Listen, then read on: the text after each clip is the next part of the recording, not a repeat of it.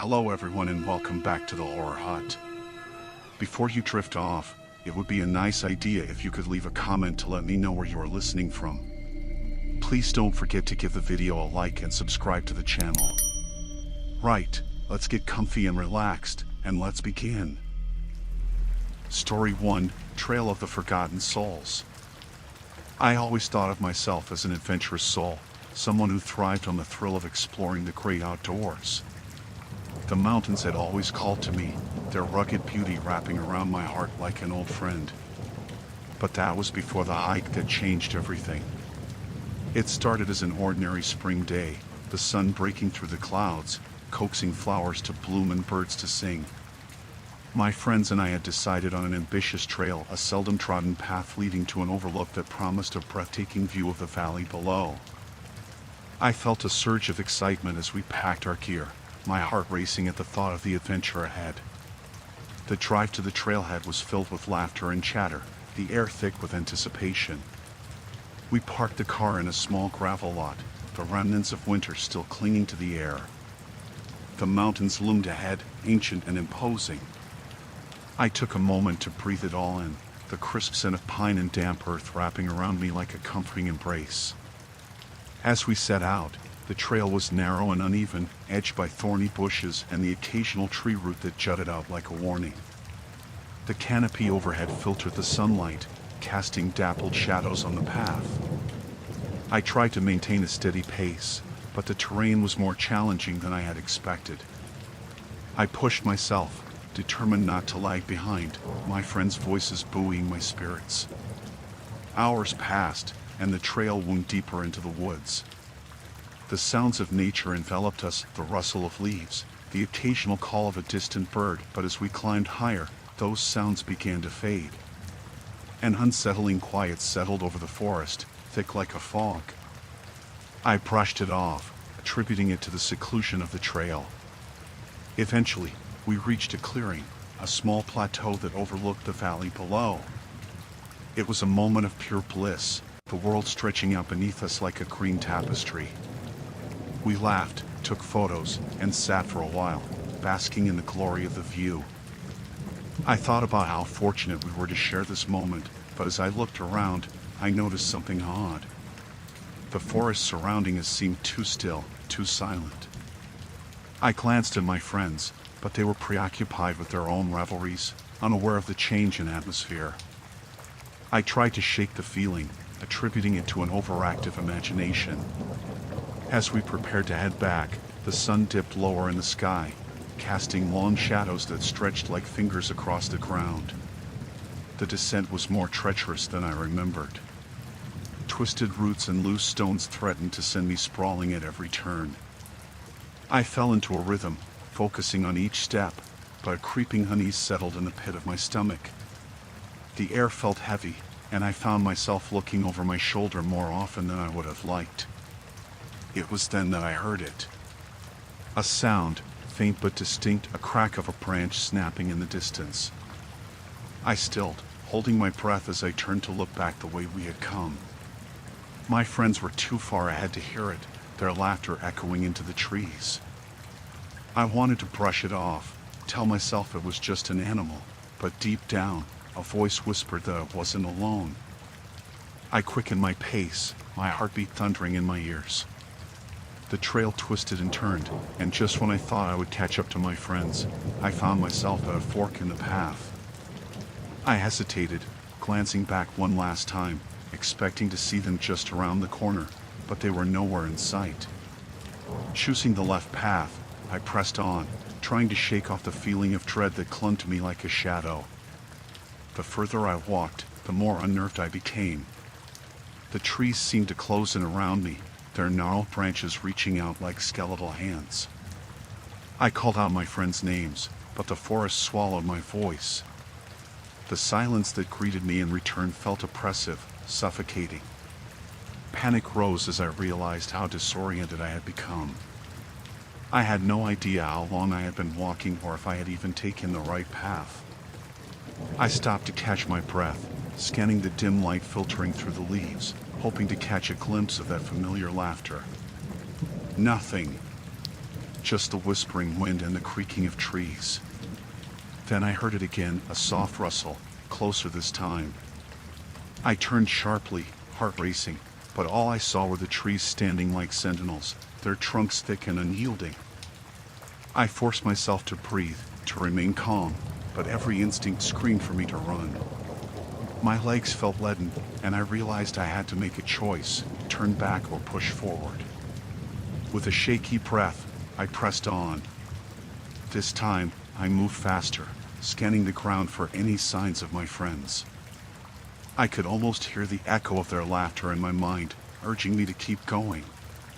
But then, something caught my eye, a flash of movement in the underbrush. I froze, my heart hammering once more. I edged closer, cautious but drawn by curiosity. What was it? A deer? A rabbit? But as I approached, the underbrush gave way to a small clearing littered with torn clothing and broken gear, hiking equipment that had clearly seen better days. My blood turned to ice as I recognized a familiar logo on one of the backpacks. It belonged to a friend who had hiked with us last year, a fun trip that now felt hauntingly distant. My pulse quickened, and I stepped back, suddenly aware of the eerie silence around me. I was now alone. Something else was out there, watching. A branch snapped behind me, and I spun around, but there was nothing. The air was thick with tension, and I felt the weight of unseen eyes boring into me. I started to back away, my instinct screaming for me to run.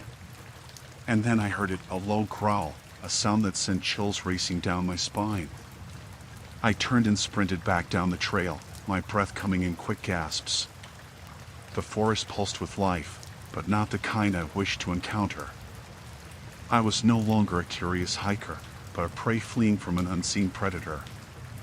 The morning light peeked through the dense canopy, casting dappled shadows along the narrow trail. I trudged forward, the soft crunch of leaves underfoot my only companion.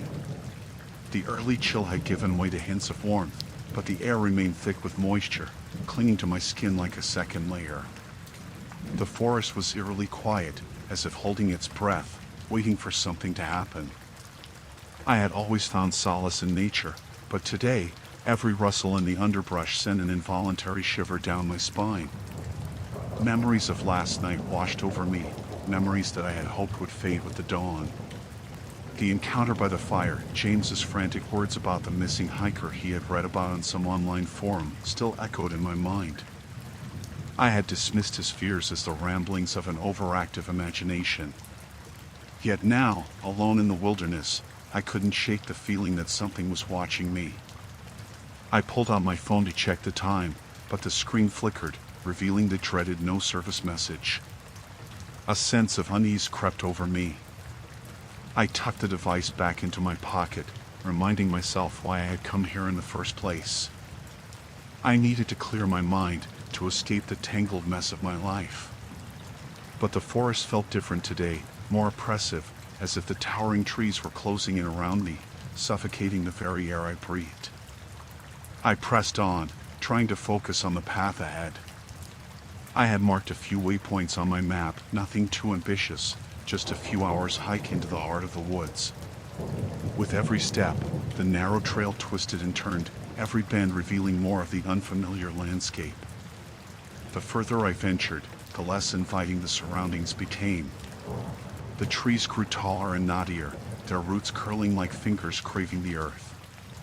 The once vibrant colors of the leaves faded into dull hues, as if life were seeping out of the forest, replaced by an unsettling stillness. Several times, I paused to take a sip from my water bottle, glancing back the way I had come, half expecting to see James trailing behind me. But I was alone, and the thought gnawed at me. Had he decided to turn back? I shook my head. He wouldn't leave me out here unaccompanied. He had promised to stick together, to look out for each other. After what felt like hours, I stumbled upon a small clearing, its openness a stark contrast to the suffocating trees surrounding it. I took a deep breath, letting the fresh air fill my lungs. But something felt off. The ground was disturbed, a patch of earth freshly turned. My heart raced as I crouched to examine it closer. A chill ran down my spine when I noticed the dark stains soaking into the dirt. Was that blood? My breath quickened, and I straightened up, scanning the area. A sense of dread washed over me, heavy and unrelenting. I recalled the stories James had recounted, of hikers who had disappeared without a trace, and the thought twisted in my stomach like a knife. I turned to leave the clearing when a sound pierced the silence, a low crack of branches breaking. My heart thudded painfully against my rib cage. Was it an animal? Or something worse? The stories played out in my mind, and I forced myself to think rationally. It could be nothing, just the forest settling under its own weight. I took a step backward, my instinct screaming for me to retreat. As I moved, something caught my eye. At the far edge of the clearing, hidden among the underbrush, lay a torn backpack. My stomach dropped.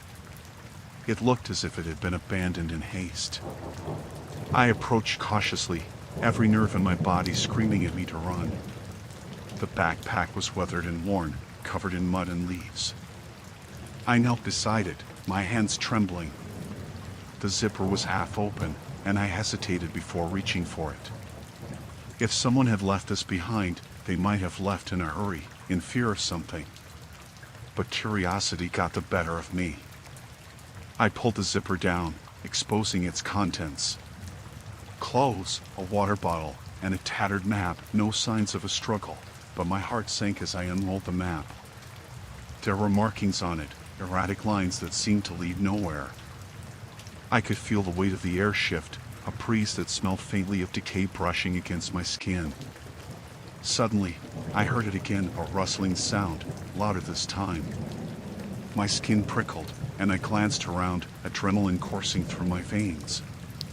"James?" I called out, my voice shaky. No response, just the echo of my own uncertainty. I stood up, my eyes darting around the clearing, searching for movement, any sign that I wasn't alone. The underbrush rustled again, and I felt a primal urge to flee, but where would I go? In the distance, I thought I saw a figure flitting between the trees, too swift to make out. Panic seized me. I dropped the backpack, my instinct screaming at me to run. I turned back toward the path, but my legs felt heavy as if the forest was trying to hold me back, to make me stay. I pushed myself to move, breaking into a sprint, the branches snagging at my clothes. I didn't look back. The air was thick with dread, and I could feel a presence lurking just out of sight. I raced along the trail, heart pounding in my ears, desperate to escape the darkness closing in around me. The forest had awakened, and I was no longer welcome. The morning sun filtered weakly through the canopy as I trudged deeper into the forest, each footfall swallowed by the damp earth. My breath came in shallow bursts, the weight of the previous day's events still lingering heavy in my chest. I had planned this weekend getaway to escape the chaos of life, but the woods felt more suffocating than liberating. Silently, I cursed my decision to hike alone, but the memory of my friend's laughter echoed in my mind, a sharp contrast to the oppressive silence that surrounded me now. I flipped the map over in my hands, attempting to decipher the hastily scribbled notes I had taken. The trailhead seemed deceptively easy to navigate, but each twist and turn brought me deeper into a maze of densely packed trees. There were no other hikers in sight, no sounds of nature aside from the occasional rustle of leaves and the distant call of a crow. The air felt thick with expectation, like the seconds before a storm. As I moved further along the path, a chill crept through the air. I shivered involuntarily, not from the cold but from an unsettling sensation that something was watching me. I couldn't shake the feeling, an instinctual dread clawing at the edges of my mind. I stopped, listening intently, heart pounding. Nothing. Just the wind whispering through the branches. I pressed on, hoping to reach the summit before noon. The trail dipped sharply, forcing me to navigate over roots that jutted from the earth like skeletal fingers. I stumbled, catching myself on a nearby tree, the rough bark scraping against my palm. As I regained my balance, a flash of movement caught my eye, a shadow darting between the trees. "Hello?" I called out, my voice breaking the stillness. Nothing answered except for the rustling leaves, their sound now a mocking echo of my uncertainty. I forced myself to laugh, attributing my unease to fatigue and the isolation of the woods. After all, I had always found solace in nature. But with each step, that solace felt increasingly elusive. The path began to narrow, and the trees closed in around me, creating a tumult of twisted branches. I felt trapped, as if the forest itself had conspired to ensnare me. I glanced back the way I had come, but the trail faded into a sea of shadows. I was creeping toward the edge of panic, but I knew I couldn't turn back. I had to keep moving. An hour later, just as the sun reached its zenith, I stumbled upon a small clearing. It was a breath of fresh air, a momentary reprieve from the suffocating darkness of the woods. A few boulders jutted from the ground, and I slumped against one of them, taking a sip from my water bottle. It was there that I noticed something strange, a carved symbol etched into the rock, a crude figure swirling in on itself, reminiscent of a spiraling vortex. I leaned closer, tracing the shape with my fingers, and felt a shiver run down my spine. I had read about ancient symbols, rituals that offered protection or warned of dangers, but this felt different, sinister. I pulled my hand back, wiping the damp dirt on my shorts, and stood to survey the clearing. As I scanned the area, I felt an electric prickling at the back of my neck, a sense that the woods had hushed around me. I turned slowly, and in the distance, I saw it. A figure outlined against the trees, pale against the darkened backdrop, standing stock still. My heart raced, and I squinted in an attempt to make out any details. It was too far to discern any facial features, but I could see long limbs and a shock of unkempt hair swaying gently despite the still air. "Is someone there?" I called, my voice barely above a whisper. The figure didn't move. It felt like it was watching me, judging, and panic clawed its way up my throat. I stepped back, my instinct screaming at me to run, but my feet felt glued to the ground. Then it turned. Slowly. Its head pivoted unnaturally, and I caught a glimpse of something pale and gaunt, an expression that sent a jolt of terror coursing through me. I didn't wait to see more.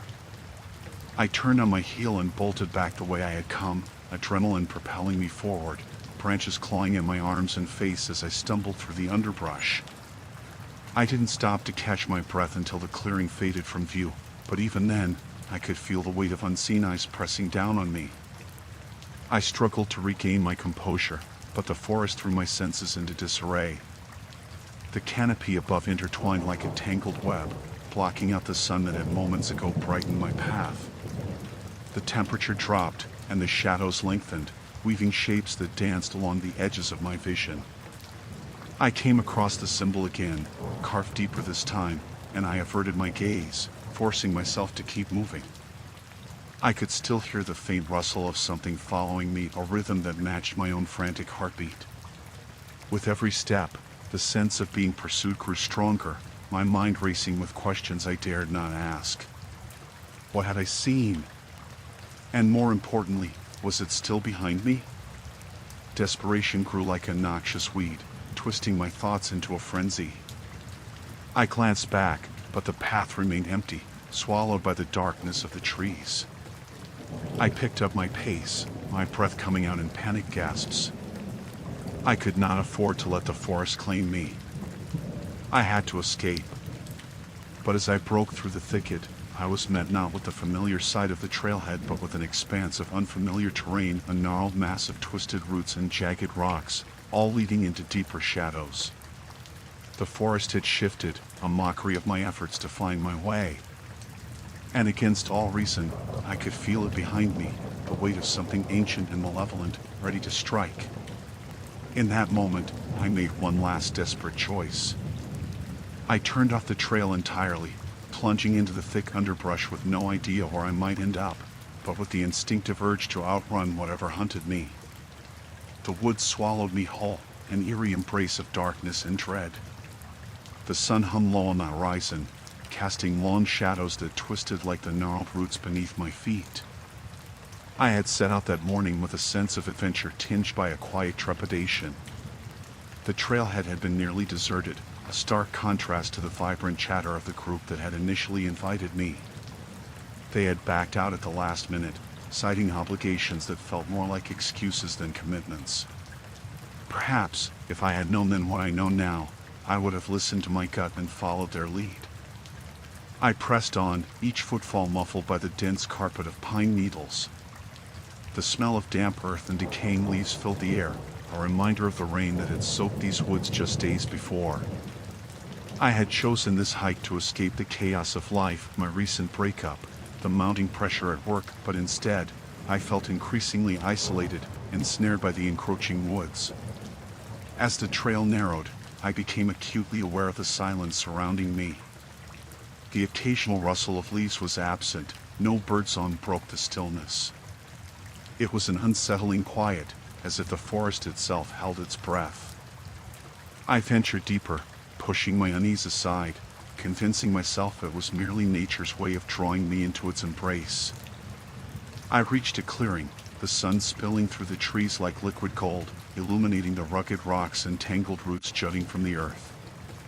I paused, taking a moment to drink in the beauty around me. But the tranquility was short-lived, as I noticed something odd. At the edge of the clearing stood a weathered sign, barely legible beneath a layer of grime. I approached it, brushing the dirt away with my fingers. Warning, proceed at your own risk.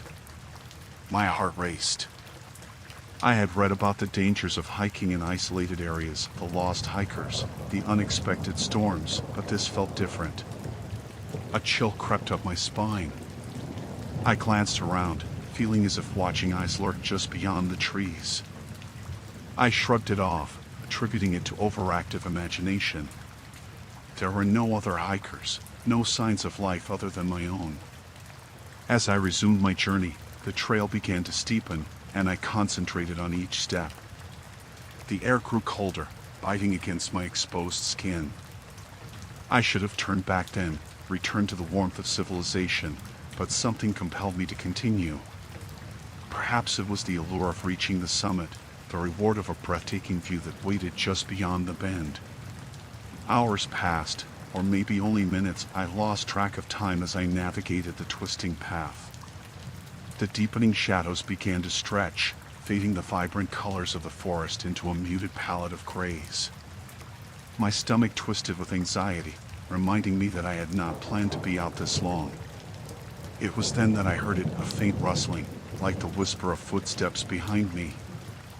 I froze, heart pounding in my chest. I glanced over my shoulder, but the trail remained empty, swallowed by the gathering dusk. I shook my head, dismissing it as an animal or perhaps a trick of my mind. Yet unease settled deeper in the pit of my stomach, urging me to pick up the pace. With each step, the atmosphere thickened around me, the trees looming taller, their gnarled branches resembling skeletal hands reaching out of the dark. I'd read about haunted woods, places where the lost souls wandered, searching for something they'd never find. I swore I could feel their presence, heavy and oppressive, like a fog creeping in. Minutes turned into an eternity. I wanted to turn back, but the way behind me felt more daunting than the unknown ahead. As I pressed on, I caught sight of something glinting on the ground, a shard of glass, jagged and out of place. My pulse quickened. I picked it up, holding it up to the dim light filtering through the trees. A shard of a bottle, dark and foreboding. Had someone else been here? Or was this a warning? The forest began to whisper, the rustling sound intensifying. I quickened my pace, the adrenaline spurring me forward. That was when I saw it, a flicker of movement from the corner of my eye. My breath hitched, body coiled tight with fear. I turned sharply, but nothing but shadows greeted me. Then, a low growl reverberated from the depths of the trees, a sound primal and guttural. My heart felt like it was going to burst from my chest as I stumbled back, nearly losing my footing. I glanced down the trail, panic clawing at my throat. I needed to move. I ran. Branches clawed at my arms, sharp as knives, and roots threatened to trip me at every turn. I could hear it now, a relentless pursuit echoing behind me, a rhythm of breath and growl that sent shivers cascading down my spine. I didn't look back. I couldn't. All I knew was I had to get away. I burst into another clearing, lungs burning and heart racing. There was no path, no clear direction, just a suffocating darkness closing in around me. Desperation clouded my mind, but I spotted a tree with a white trunk, a massive sentinel against the encroaching night. I pressed my back against it, trying to quiet my frantic breathing. The growls had ceased, but the oppressive silence resumed, wrapping around me like a shroud. How could something so vast, so wild, feel so claustrophobic? My eyes scanned the darkness, searching for any sign of life, any indication that I was now alone. And then I saw it, a figure emerging from the shadows, tall and impossibly thin. My breath caught in my throat as it stepped into the faint light. It was a man, or had once been. His skin was gray, stretched taut over brittle bones, and his eyes glinted like coals, burning with an insatiable hunger. I stumbled backward, heart racing. The woods had come alive, its secrets rising to the surface, and I realized too late that some paths were never meant to be taken. The morning light filtered through the trees, painting the forest floor in dappled shades of gold and green. I had not slept well, plagued by nightmares that twisted the events of the previous days into something grotesque. The echoes of whispered warnings and half-seen figures haunted every corner of my mind. Still, I forced myself out of the tent, the damp air biting at my skin as I stepped into the crisp morning. The remnants of last night's tension still loomed over us, a thick fog that clung to my thoughts. I could feel the weight of Laura's anxiety as she stood beside me, her eyes darting toward the shadows that danced in the underbrush. I had to remind myself that we were here for a weekend of escape, not terror. Yet each rustle of leaves seemed like a reminder of the very real threats that lurked just beyond our sight. After a quick breakfast of granola bars and lukewarm water, we gathered our things and decided to explore a trail that wound deeper into the forest. It was one of the recommendations from the ranger, a gently sloping route that offers stunning views of the valley. But as we moved farther away from camp, the path narrowed, and the trees closed in around us like silent sentinels. "Are you sure this is the right way?" Laura asked, breaking the silence with a tremor in her voice. I could feel her eyes studying me, searching for reassurance that I didn't have. I nodded, though a sense of unease settled in my chest. "The map says it's just a bit further." The words came out steadier than I felt.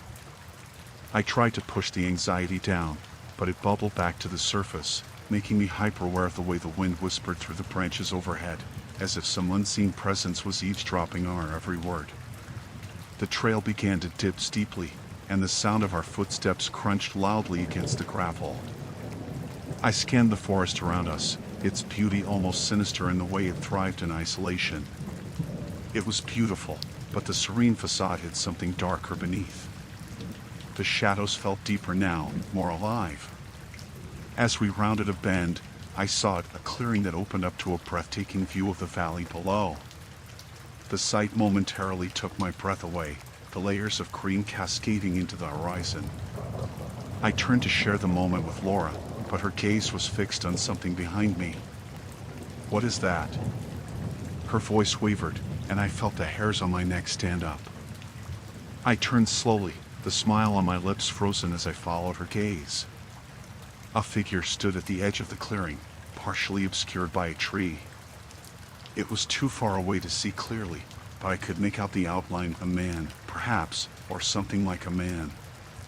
He was still and seemed to be watching us. The air thickened, and my heart raced. "Let's go," I whispered, the words barely escaping my lips. I grabbed Laura's hand, and we backed away from the clearing, our senses heightened. The chill in the air was no longer just a breeze but something electric, wrapping around us, urging us to flee. As we retreated, the figure remained unmoving, an unsettling statue etched against the living backdrop. I glanced back, ready to run if needed, but the path was clear. After a few moments that stretched into eternity, I finally turned away, pulling Laura with me. "What was that?" she asked, her breath quickening.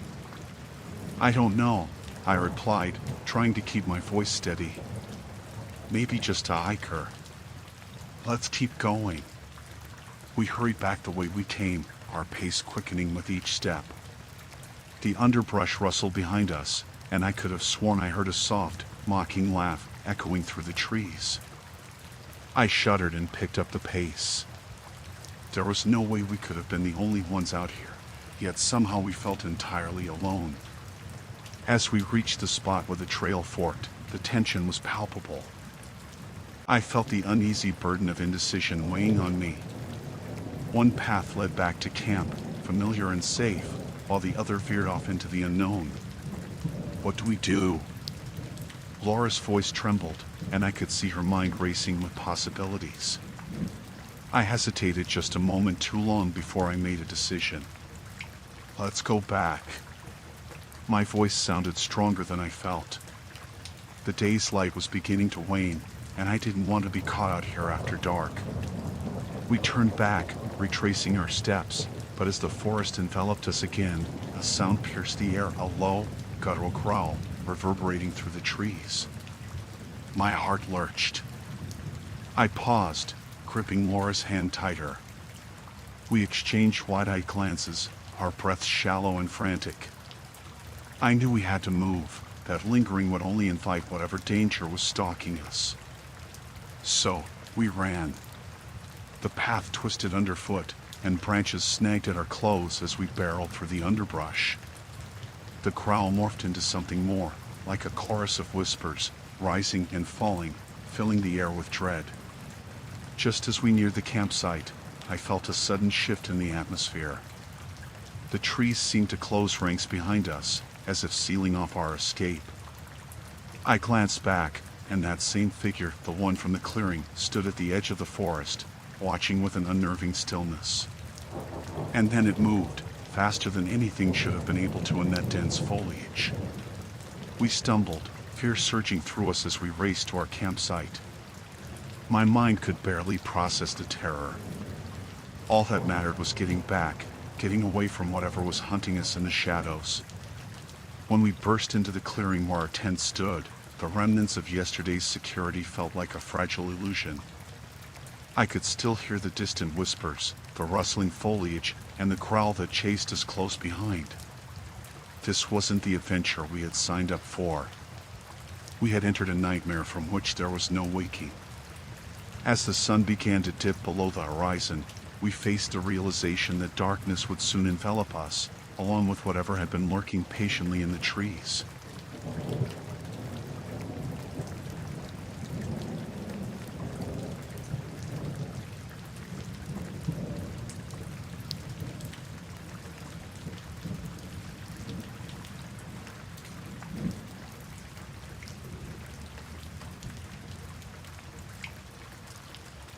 Story 2, Fair of the Forgotten. The night had draped itself over the city like a heavy fog, swallowing the last remnants of warmth and light. I shivered as I stepped onto the cracked pavement, the neon lights flickering above like distant stars in a forgotten galaxy. The air was thick with the scent of rain hitting asphalt, a promise of an impending storm.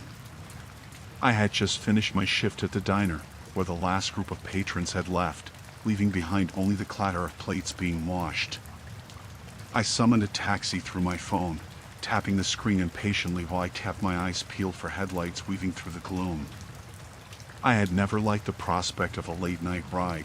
The city felt different after dark, each shadow concealing something sinister. My phone buzzed, and the screen lit up with the car's details, a bright yellow sedan pulling up a block away. I tucked my scarf a little tighter around my neck and walked toward the waiting vehicle. The driver, a stocky man in his 40s, greeted me with a curt nod as I slid into the back seat. The interior smelled stale, a mix of fast food and something else that I could not place. His eyes, obscured by the dim light of the street lamps, darted to meet mine in the rearview mirror. "Where to?" he asked, his voice surprisingly gruff. Just take me to Element 12, please," I replied, my own voice sounding small in the confined space. He nodded, and the engine roared to life, the tires splashing through the deep puddles that had collected on the street. I leaned back against the worn leather seat, fighting the unease creeping into my chest. The city unfolded outside, drenched in shadows and rain, each block feeling more foreign. As we drove, I glanced out the window, the rain creating a watery curtain that distorted reality. A flicker of movement caught my eye, and I looked closer, catching sight of a figure standing under a flickering streetlight. It was a woman, drenched from the rain, her face pale and drawn. She seemed to be watching us, her eyes wide and unblinking. I felt a shiver race down my spine, an involuntary instinct screaming for me to look away. "Did you see that?" I blurted out, pointing toward the figure. The driver craned his neck to look. "See what?" "The woman by the streetlight," I said, my voice wavering. She looked strange. "Just a drunk," he muttered dismissively, his eyes back on the road. "They're everywhere tonight." I settled back into my seat and tried to shake off the feeling of dread. I was being silly, letting my imagination run wild. But the woman's gaze haunted me, an echo of something deep and unsettling. The rain continued to drum against the roof of the car, a relentless soundtrack to my growing anxiety. Then, the driver turned down a dimly lit side street, one I didn't recognize. "This isn't the way," I said, alarm rising in my throat. "Shortcut," he replied, his tone devoid of reassurance. I felt my heart thud harder in my chest. "Are you sure?" "Trust me," he said, his eyes fixed on the road ahead. He sounded irritated now, like I was the one causing a problem rather than him ignoring the direct route. I glanced out the window again, the familiar landmarks disappearing behind a curtain of rain. The darkness felt thicker here, oppressive, even the streetlights were sparse and flickering. I should have said something, demanded he turn back, but a paralyzing fear held my tongue hostage. Then, without warning, the car lurched to a stop. I nearly jolted forward, the unexpected halt knocking the breath out of me. "What's wrong?" I asked, panic creeping into my voice. "Nothing," he said, his tone shifting, a hint of something lurking beneath the surface. "Just taking a moment." I looked around, the shadows pressing in closer, the distant sound of raindrops drowning out the normal buzz of city life. "Can we keep going?" I begged, my hands gripping the edge of the seat. "Just give me a second," he snapped back, a flash of irritation crossing his face. I wanted to scream, to tear myself from the car and run, but my feet felt glued to the floor. It felt like eternity before he shifted the car into gear again, finally pulling away. "You okay?" he asked, though it sounded more like an insult than concern. I didn't answer, the knot in my stomach tightening. The streets twisted and turned, the rain now pouring down in sheets, blurring everything into a watercolor mix of dread and confusion. I felt isolated, trapped in this vehicle with a man I didn't trust anymore. Suddenly, the car headlights caught another figure standing on the side of the road, a man this time, drenched but eerily still, his eyes fixed on us. "Just keep driving," I urged, my voice shaking. "Relax," he said, dismissively. "Nothing's going to happen." But I could sense the change in the atmosphere, a heaviness that wrapped around us like a suffocating blanket. The man by the road didn't move as we passed, his face disappearing into the night behind us. I hated this. I hated feeling like prey while the hunter lurked just out of sight. All I wanted was to get home, to escape the shadows that seemed to gather around the car like vultures. The driver glanced into the rearview mirror again, his eyes catching mine for just a breath, an unsettling smile creeping onto his face. Almost there, don't worry. But as the darkness loomed ever closer, I realized that maybe my fear wasn't misplaced after all. The sun sank slowly beneath the horizon, casting a pallid orange glow over the city. I stood on the curb, feeling the chill of the approaching night creep into my bones. The air was heavy with the scent of rain that had fallen earlier, leaving the streets glistening and slick. I raised my phone, hoping to summon a taxi, yet anxiety nipped at the edges of my mind. This was the second time I had to rely on a cab in a week, and each ride had unraveled something unsettling within me. After the first incident, I had promised myself to avoid them, but the relentless grind of work had left me desperate for a ride home, and the grim reality of public transport loomed larger than the shadows gathering around me. I tapped the screen, watching the little spinning wheel of fate. It felt like an eternity before I heard the familiar rumble of an engine. A yellow cab pulled to the curb, its headlights cutting through the twilight. With a shuddering breath, I stepped inside, the warmth of the interior a stark contrast to the chill outside. "Where to?" the driver asked, his voice a low rumble. He didn't turn to look at me, staring straight ahead, his hands gripping the wheel tightly. I settled into the back seat, glancing at him in the dim light. He wore a cap pulled low, casting shadows over his face. "Downtown, please," I replied, trying to keep my voice steady. The sound of my own heartbeat thudded in my ears as I felt the weight of his stare bore into me. The cab lurched forward, merging into the sparse traffic. I leaned against the window, watching the city slip by in a blur of lights and shadow. A part of me tried to sink into the comfort of routine, to push away the unsettling thoughts that had accompanied me on my last ride. Yet, as the driver maneuvered through the streets, I couldn't shake the feeling of being watched, the sensation creeping up my spine like icy fingers.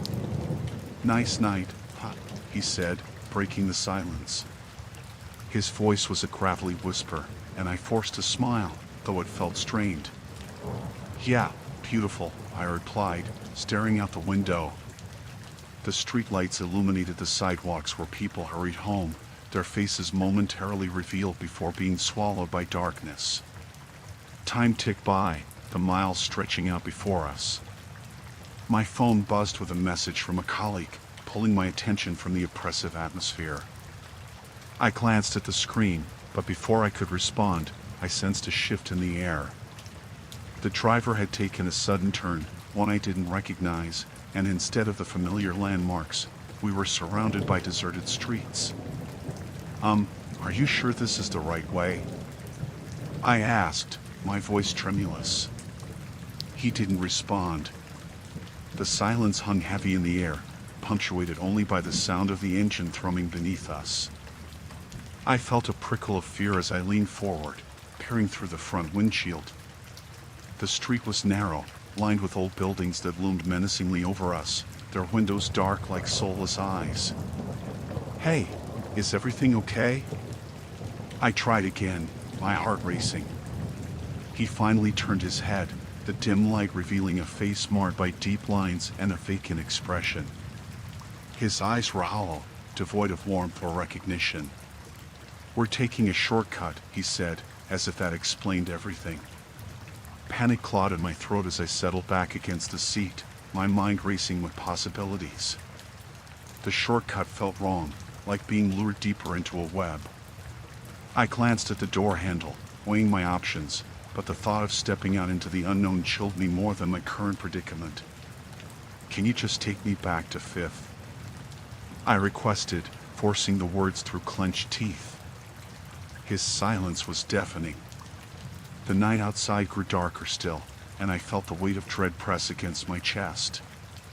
The driver turned again, this time onto an even narrower alley, and I could hear the faint echo of distant laughter, high-pitched and disconcerting. It filled the air like a premonition. With trembling hands, I reached for my phone, about to dial for help, when he suddenly slammed on the brakes. The car lurched forward, and I nearly collided with the partition. "Get out," he commanded, his voice low and dangerous, but I could barely comprehend the words over the rush of blood in my ears. "What?" "No!" I exclaimed, adrenaline flooding my system. He turned to face me fully, and I could see now the madness flickering in his eyes. I scrambled to unlock the door, but it was locked, the handle refusing to budge as panic surged through me. "Get out," he repeated, more forcefully this time, and I could see the glint of something metallic in his hand, a knife, or a tool of some sort. I pressed against the far side of the seat, my heart hammering in my chest as I caught a glimpse of the alley, a dark void stretching behind us, devoid of any light or hope. My mind raced through a cascade of options, but all I could focus on was escape. With a swift motion, I flicked the lock switch. The handle yielded, and I threw myself against the door, flinging it open with all my strength, propelled by pure instinct. The night air hit me like a shockwave as I stumbled onto the cold pavement. I didn't look back. I ran, the sounds of the city fading behind me, replaced by the pounding of my heart and the echo of his voice, a ghost haunting the dark recesses of my mind. The last echoes of laughter followed me like a sinister refrain, and I promised myself that I would never again trust the solace found within the shadowy confines of a taxi. The sun dipped below the horizon, casting long shadows that intertwined with the creeping fog, thickening the air around me. I stood on the cracked sidewalk, shivering in the coolness of the evening. My mind replayed the events of the morning, each moment echoing louder than the last. The taxi ride, the driver's unsettling smile, the strange detour, it haunted me like a persistent whisper. I clutched my phone, its screen flickering to life as I searched for any sign of a normal cab, anything that could drive away the creeping dread that had settled in my gut. As I waited, the city transformed around me. Laughter and chatter dissipated, replaced by an eerie quiet. I glanced at my watch, urgency clawing at me. I needed to get home before the night deepened. The last thing I wanted was to encounter another driver like the one I'd had earlier. My thoughts wandered back to that man, the way his eyes glimmered in the dim light of the taxi, mirroring something both sinister and curious. I shuddered at the memory. Just then, headlights broke through the thickening fog. A yellow taxi pulled up to the curb, the engine humming softly. The driver, a middle-aged man with a cap pulled low over his brow, regarded me with an expression I couldn't quite decipher. Was it warmth or something darker? I hesitated for a moment but then climbed into the back seat, unwilling to be left out in the gloom any longer. "Where to?" the driver asked, his voice gravelly yet smooth, like crushed gravel underfoot. I gave him my address, my heart racing as he turned to face the street. The interior of the cab felt stifling, the air thick with the scent of stale cigarettes and something acrid. I rolled down the window slightly, the cold air rushing in, battling the oppressive atmosphere inside. As we drove, the streets shifted from familiar to strange, the buildings warping into an unfamiliar terrain. I glanced at the meter climbing steadily, anxiety knotting in my stomach. I could swear we weren't heading in the right direction. "You missed the turn back there," I said, my voice barely a whisper. "Trust me," he replied, his smile widening in the rearview mirror. "You'll like the route I take." The fog thickened outside, swirling around the headlights, devouring the edges of the world beyond the glass. I shifted in my seat, unease gnawing at me. "How far is it from here?" I continued, trying to keep my tone light despite the tightening grip of fear. "Not far at all," he assured me, though his gaze seemed transfixed on the road ahead, unblinking. I studied him, trying to glean some sense of his intent. He looked ordinary enough, save for that unsettling smile. Still, an instinct warned me to tread carefully. Minutes slipped by like sand through my fingers, and the streets became increasingly desolate. I caught glimpses of shadowy figures darting into alleyways, darkened storefronts, places that felt untouched by the light of day. "Are you sure this is the right way?" I asked, my voice firmer now. Relax. You'll see, he remarked, his tone taking on an almost sing-song quality. I felt a surge of panic. My heart raced as I leaned forward, peering out the window. All I could see were deserted streets and an ever-thickening fog that swallowed everything beyond the glow of the headlights. This isn't right, I said, my voice rising in urgency. The driver chuckled softly, but it was devoid of warmth. You're going to love it. I promise. Stop the car. I want to get out, I demanded, my hands clammy against the seat. Not yet, he replied, his voice turning cold. We're almost there. My breath quickened as adrenaline surged through me. I fumbled for my phone, but it slipped from my fingers, clattering to the floor. Please, just let me out. I don't like this. The driver's laughter echoed in the cab, chilling my blood. You don't have to worry. I'm not like the others. That phrase sent a shockwave of dread coursing through me. What do you mean? The others? He glanced at me through the rearview mirror, and for a moment, I caught a reflection of something grotesque, not quite human.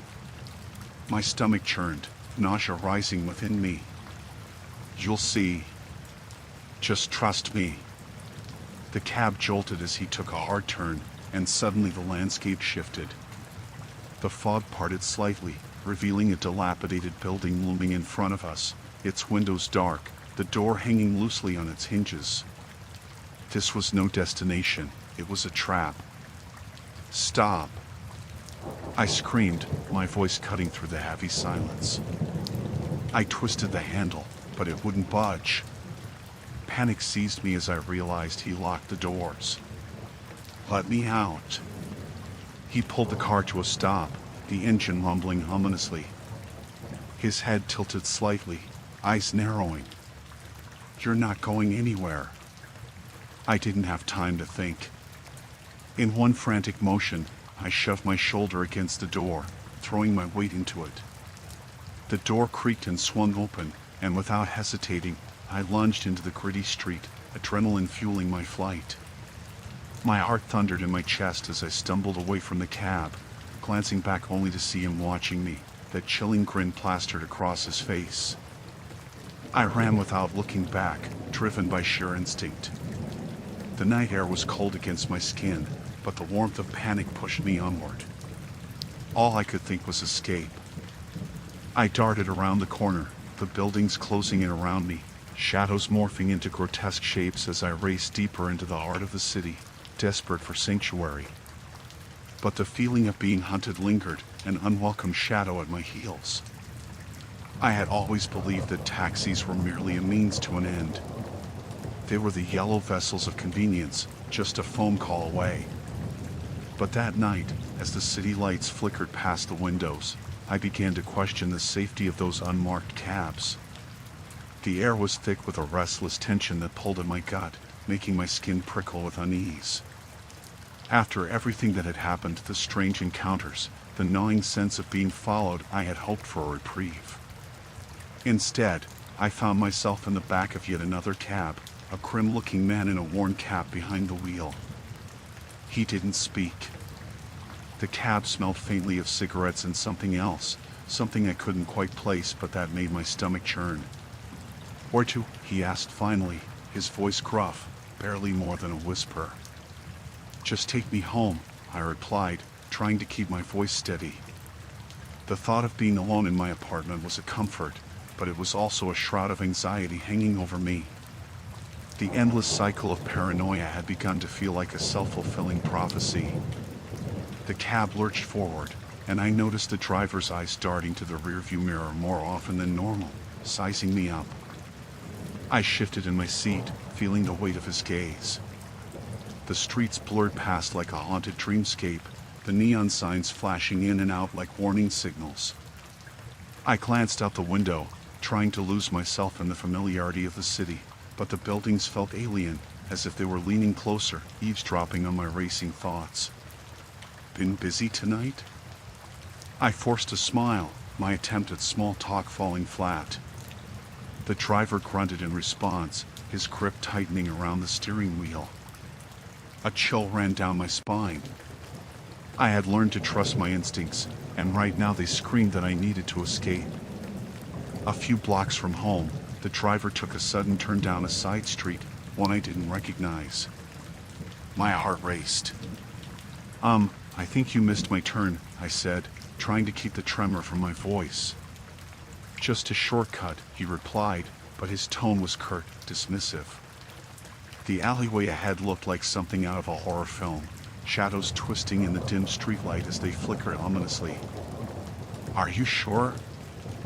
I pressed, panic creeping up my throat like a noose. There was a heavy silence in the cab, broken only by the sound of my heart pounding in my ears. The driver didn't answer. Instead, he continued down the narrow, grimy street. I could see the outline of figures leaning against the walls, their silhouettes indistinct but decidedly menacing. I needed to get out, now. Stop the car. I shouted, my voice piercing through the oppressive silence. I want to get out here. The driver's eyes met mine in the rearview mirror. They were cold and unyielding, devoid of empathy. Sit back, he growled, and with that, he accelerated. I felt the sudden surge of adrenaline as my survival instincts kicked in. I reached for the door handle, but it was locked. My fingers fumbled, panic tightening my throat as I nearly screamed. The other figures were closer now, their attention drawn to the moving vehicle.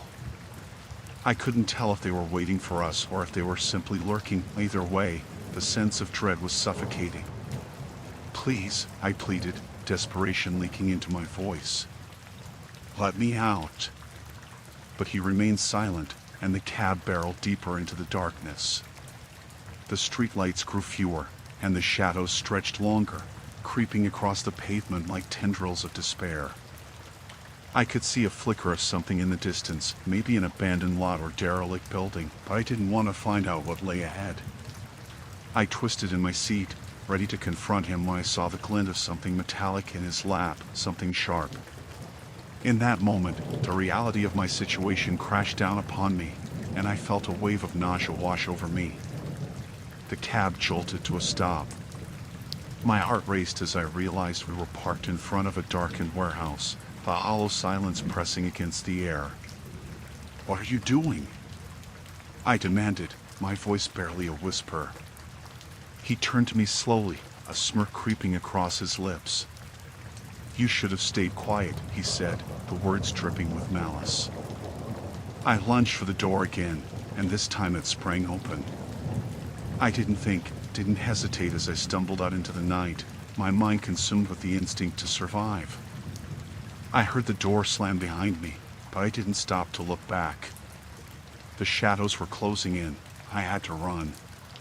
The warehouse loomed behind me, a gaping mouth ready to swallow me whole. I darted toward the nearest alley, the rough ground scraping against my palms as I pushed myself forward. I had no destination, only the desperate need to escape. My thoughts were a cacophony of terror and determination. I could hear him launching out of the cab, his footsteps echoing against the concrete as I veered sharply, hoping to lose him in the maze of the city. Each stride was fueled by pure survival, but the darkness felt alive, taunting me as I dashed through the shadows. I could hear his voice now, muffled but unmistakable as he shouted for me to stop. Yet I couldn't stop.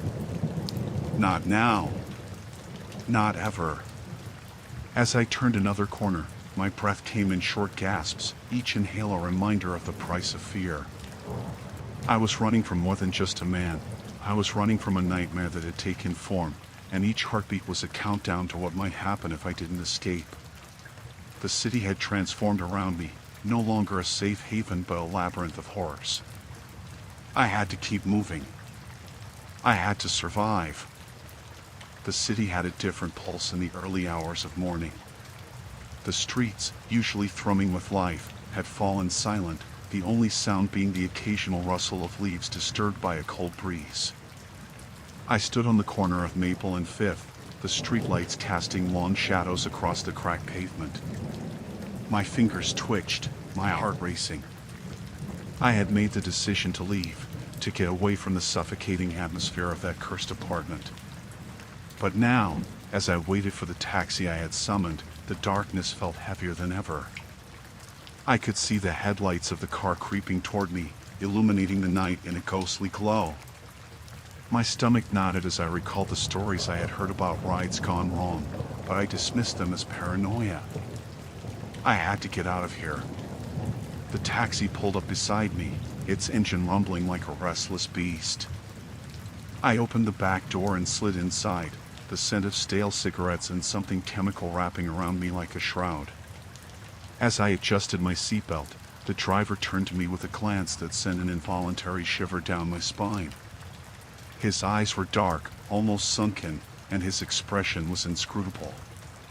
"Where to?" he asked, his voice a low rumble. "Just take me to the bus station," I replied, trying to sound braver than I felt. He nodded, his eyes flickering to the rearview mirror. The cab lurched forward, and I felt the city slipping away, the structures fading into shadows behind us. The streets were mostly deserted, the only movement being the occasional flicker of a neon sign. I leaned back against the seat and closed my eyes, hoping that a few minutes of quiet would placate my racing thoughts. But then came the sound. A low, guttural growl emanated from the driver's throat, a noise too primal to ignore. I opened my eyes, my heart thrumming wildly against my chest. He kept his gaze fixed on the road, his hands gripping the wheel so tightly his knuckles turned white. "Everything all right?" I managed to ask, my voice barely above a whisper. "Traffic." He spat the word like it was poison, and I could see the tension radiating from him. My instinct screamed at me to flee, but I was trapped in a moving coffin, and the only option was to see this through. The ride dragged on, the cityscape blurring into a thread of shadows and headlights. I began to feel claustrophobic, the air heavy and suffocating. I glanced around the cab, searching for some sign of reassurance, something that would ground me back to reality. But all I saw were the worn-out leather seats and the tacky air freshener hanging from the rearview mirror. The driver let out another growl, this time accompanied by a shuddering breath. "You believe in fate?" he asked, his voice suddenly calm, uncharacteristically smooth. I hesitated, unsure how to respond. "I guess," I finally said, my throat dry. "Fate has a funny way of bringing people together. You ever think about that?" His eyes darted to mine in the mirror, and I felt the weight of his gaze. "Not really," I replied, forcing a laugh that sounded more like a strangled gasp. He said nothing, and the silence hung between us like a thick fog. My fingers clenched the edge of the seat, and I caught a glimpse of the street signs slipping by. We were taking a route that didn't match my memory of the city. Panic pricked at the back of my mind. "Are you sure you're going the right way?" I asked, a hint of urgency creeping into my voice. "Trust me," he murmured easily, as if he had heard my fears and found them amusing. My stomach twisted. I wanted to demand that he turn back, to return me to where this nightmare had begun, but I was afraid of how he might respond. So, I stayed silent, trying to control my breathing.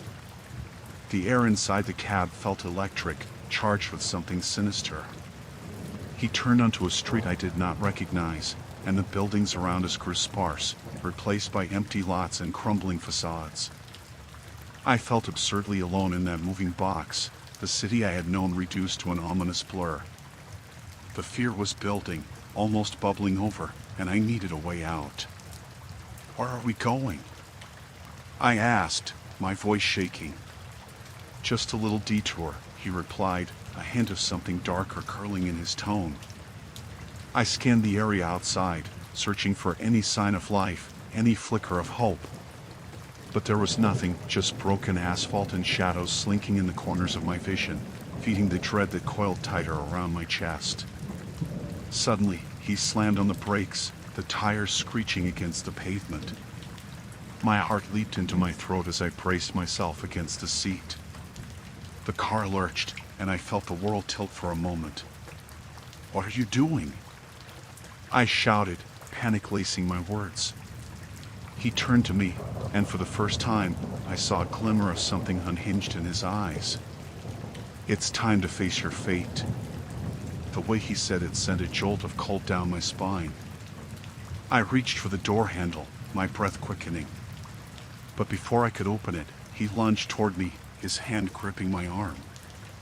"Don't," he hissed, his breath hot against my face. Everything in me screamed to fight, to push him away, but fear rooted me to the spot. The darkness outside seemed to close in, and I realized with dawning horror that I might not escape this time. In that moment, as his grip tightened, I understood that I had gambled with fate, and now it was collecting its due.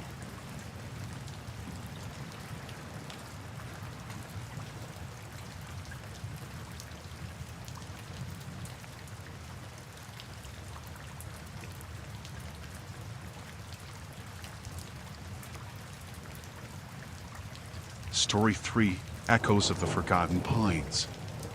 The night wrapped itself around me like a thick fog, relentless and oppressive. I had thought the solitude of Pine Hollow National Park would bring me peace, a much-needed escape from the chaos of daily life. Instead, it felt like the forest was holding its breath, waiting for something sinister to break the stillness. It had been 3 days since I'd hiked into the park, leaving behind the last signs of civilization.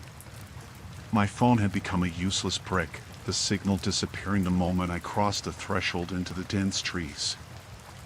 I found some comfort in the isolation, but as night fell, that comfort began to shift, twisting into something darker. The chill in the air seeped into my bones as I sat beside the fire, the flames casting flickering shadows that danced like specters among the trees. I poked at the embers, trying to coax warmth into my numb fingers. The crackling wood was a reassuring sound, but it could not drown out the whispers of the night. The wind rustled the branches overhead, a low murmur that felt like a warning. I glanced at the map again, its creases worn from constant unfolding. I had planned out my route meticulously, ensuring I wouldn't stray far from the main trail. But my curiosity had led me off the path, deeper into the woods, and now I was haunted by the uncertainty of my decision. As the last of the daylight faded, I pulled out my flashlight, the beam cutting a thin line through the darkness. The trees loomed, their gnarled branches stretching toward the sky like skeletal hands.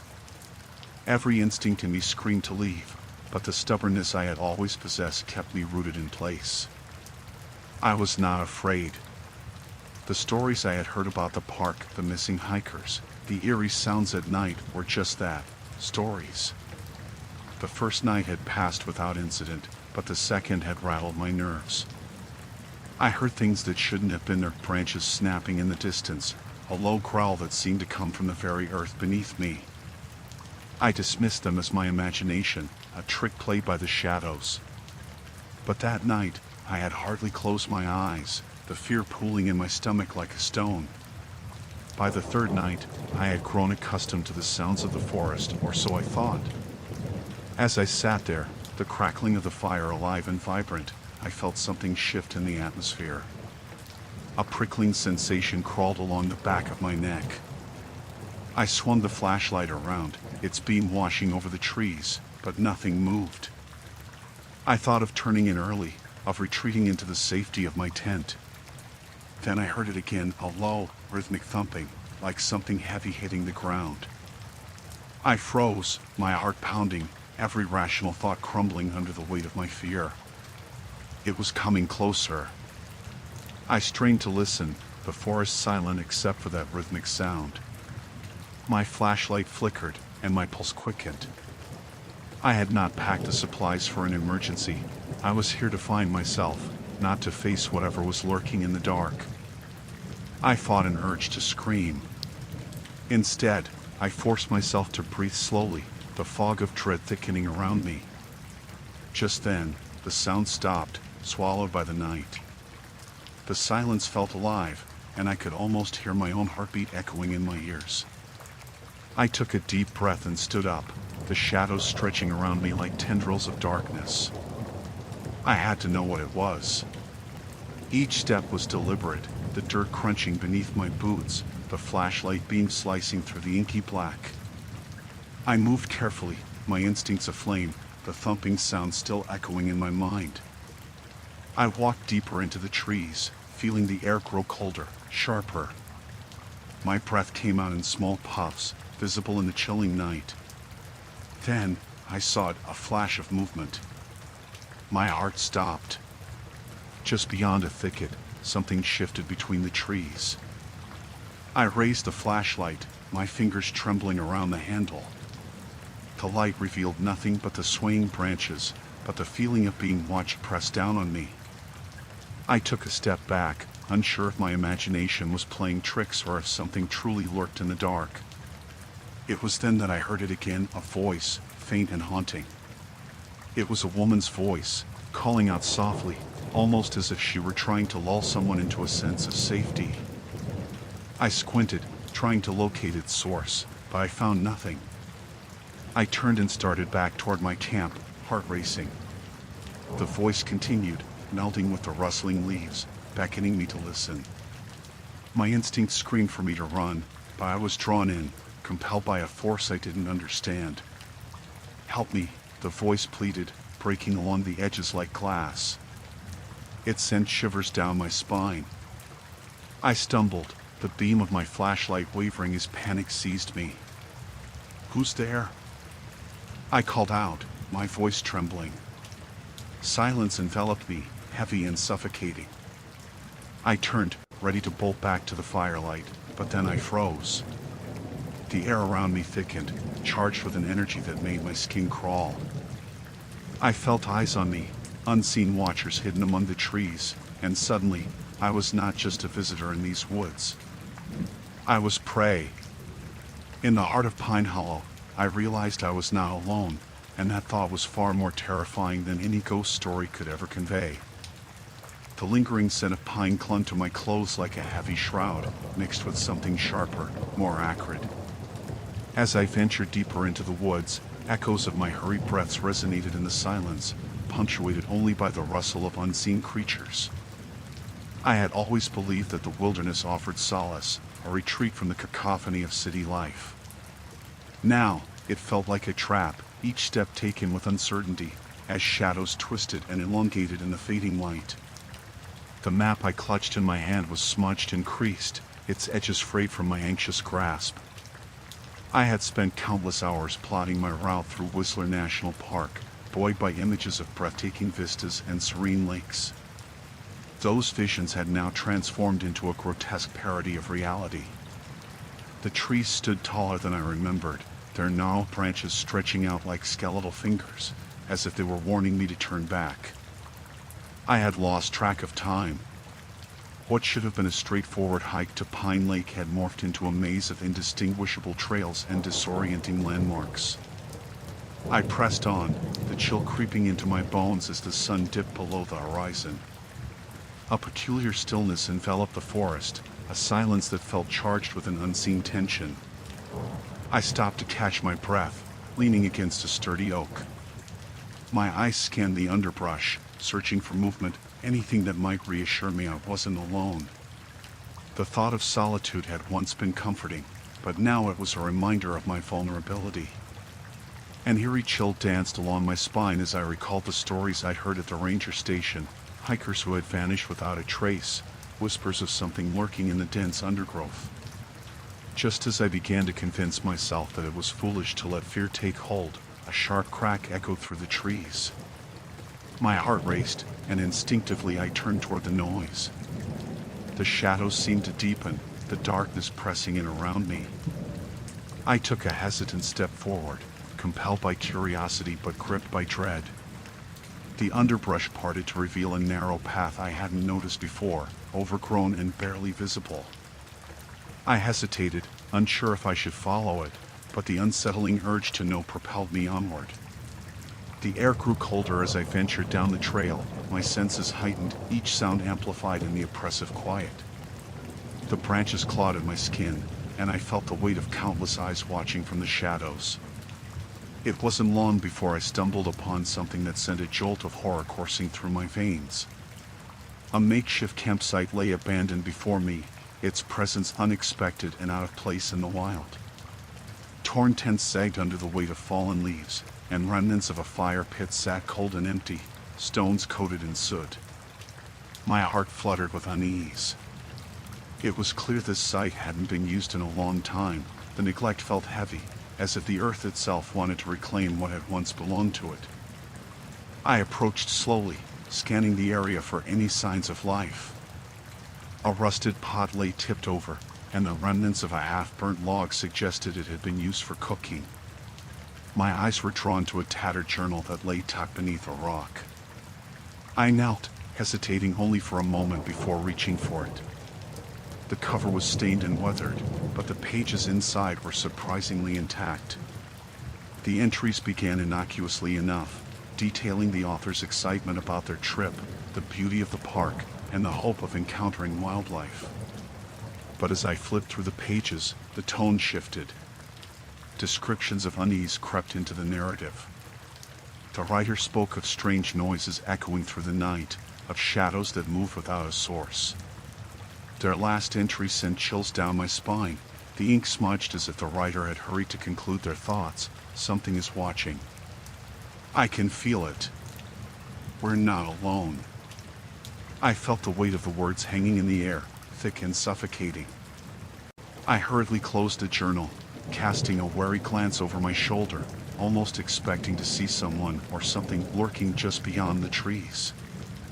My stomach knotted with dread. I couldn't shake the feeling that I was in a place that was not meant for me, a place where the forest held its secrets close, tightly woven into its fabric. I stood to leave, but the growing darkness disoriented me, the trees shifting in unfamiliar patterns. I took a deep breath, trying to quell the panic rising in my chest. It would be foolish to linger. Turning back would mean retracing my steps through the oppressive gloom, but staying felt equally perilous. As I moved away from the campsite, the air grew heavier, thick with an unshakable presence. Suddenly, a branch snapped loudly behind me. I turned, but nothing stirred. My heart raced as I fled down the path, the ground uneven beneath my feet. I stumbled, adrenaline surging, but I didn't dare look back. The shadows danced around me, their forms shifting and twisting, and in that moment, I understood that the forest had its own pulse, its own intent. The wild had a way of consuming those who ventured too deep, and I felt like prey in an ancient game. I ran, my breath ragged and shallow, unaware of what or who might be following me in the gloom. The trees blurred into a dark wall as I dashed forward, desperate for any sign of familiarity. I was lost, truly lost, and the realization sank into my bones like a bitter chill. The world around me had transformed into a labyrinth of nightmare, and I was just another unfortunate soul caught in its grip. The sun dipped below the horizon, casting long shadows that danced among the towering pines. The stillness of the park was suddenly unsettling, as if the trees themselves whispered secrets I was not meant to overhear. I had spent the day mapping out trails, my only company the distant calls of birds and the rustling leaves, but as night encroached, I felt the weight of solitude pressing down on me. I set up camp near a small clearing, convinced that the night air would fill my lungs with the freshness of the forest. With each rustle of the underbrush, I told myself it was just a squirrel or an unsuspecting deer. But the chirping crickets had quieted, replaced by an eerie silence that settled like a heavy blanket. As I lit a small fire, the flames flickered uncertainly, casting an orange glow that barely penetrated the darkness. I reached for my backpack, pulling out the journal I had brought along. The pages were filled with sketches and ideas, my thoughts racing from one adventure to the next. I tried to focus on the beauty of the park, but the creeping sensation that I was not alone gnawed at the edge of my mind. Just as I began to write, I heard a soft snapping sound from behind the trees. My pen froze above the page, heart thudding wildly against my rib cage. I peered into the blackness, but saw nothing. I wanted to dismiss it as an animal, but my instincts told me otherwise. The wind picked up, rustling the branches and carrying a strange scent, something rancid, like decaying leaves. I shook my head, trying to clear the thickening fog of dread. Surely, it was just the remnants of the day's rain mingling with the forest floor. I had always believed in the stories of national park horrors, lost hikers, strange disappearances, and unfathomable encounters with the unknown. I had studied them, fascinated and repulsed in equal measure. Yet, they had always felt distant, mere flights of fancy, until now. The stories whispered through the trees, echoed in the rustling grass, and I could feel an unseen presence looming just beyond the firelight. I stood, forcing my feet to move as I went to retrieve a couple of logs for the fire. The snap of twig beneath my boots sounded far too loud. I kept my gaze forward, focused on the warmth of the fire, but as I bent low to add the wood, a shiver crept up my spine. I sensed it again, a gaze from behind, heavy and penetrating. I straightened, scanning the tree line. Nothing but shadows. I cursed myself for being so jumpy, but the air held a tension that made my skin crawl. I returned to my seat, deliberately keeping my gaze away from the dark woods, telling myself it was just my imagination. The fire crackled as I leaned closer, letting the heat wash over me. Minutes passed. Then the silence was broken, not by the forest but by a voice, faint and drifting on the wind. It was a child's voice. The sound sent an icy jolt through my body. It was a haunting lullaby that echoed through the trees, sweet and sorrowful. I strained to listen, heart racing. The voice called out again, clearer this time, wrapping around me like smoke. Help me. I jumped to my feet, eyes wide and scanning the darkness. I had heard what I thought was a voice, but it couldn't possibly be. I felt foolish for considering it, but the call grew louder, more insistent. Help me. The urge to flee clawed at me. Yet, part of me was drawn to the sound, an insatiable curiosity mingled with fear propelling me forward. I grabbed a flashlight, uncertain, but I couldn't just ignore it. I took a cautious step beyond the firelight, illuminating the trees ahead. Hello? I called, the word trembling as it left my lips. Is anyone there? My voice echoed back, swallowed by the darkness. Nothing responded but the rustling leaves and the fading lullaby. I walked deeper into the woods, each step feeling heavier than the last. The flashlight beam pierced the darkness, revealing nothing but gnarled roots and shadowy underbrush. I chided myself for being reckless, for thinking there might be a child lost in the woods. Yet the voice lingered, flickering like the dying embers of my fire. I moved further in, the oppressive darkness closing around me. Silence returned, thick and suffocating. A chill swept through the air, and I stopped, heart racing. The sensation of being watched washed over me once more. I swung the flashlight around but found nothing. Then, from somewhere far away, I heard it again. Help me. The voice was stronger now, almost as if it was coming from right behind me. Ice coursed through my veins. I turned, but found only the trees, their branches twisted in the pale moonlight. I needed to go back. The fire, my camp, it was safety. With a surge of panic, I turned on my heel and fled, branches snagging at my clothes and the darkness enveloping me like a shroud.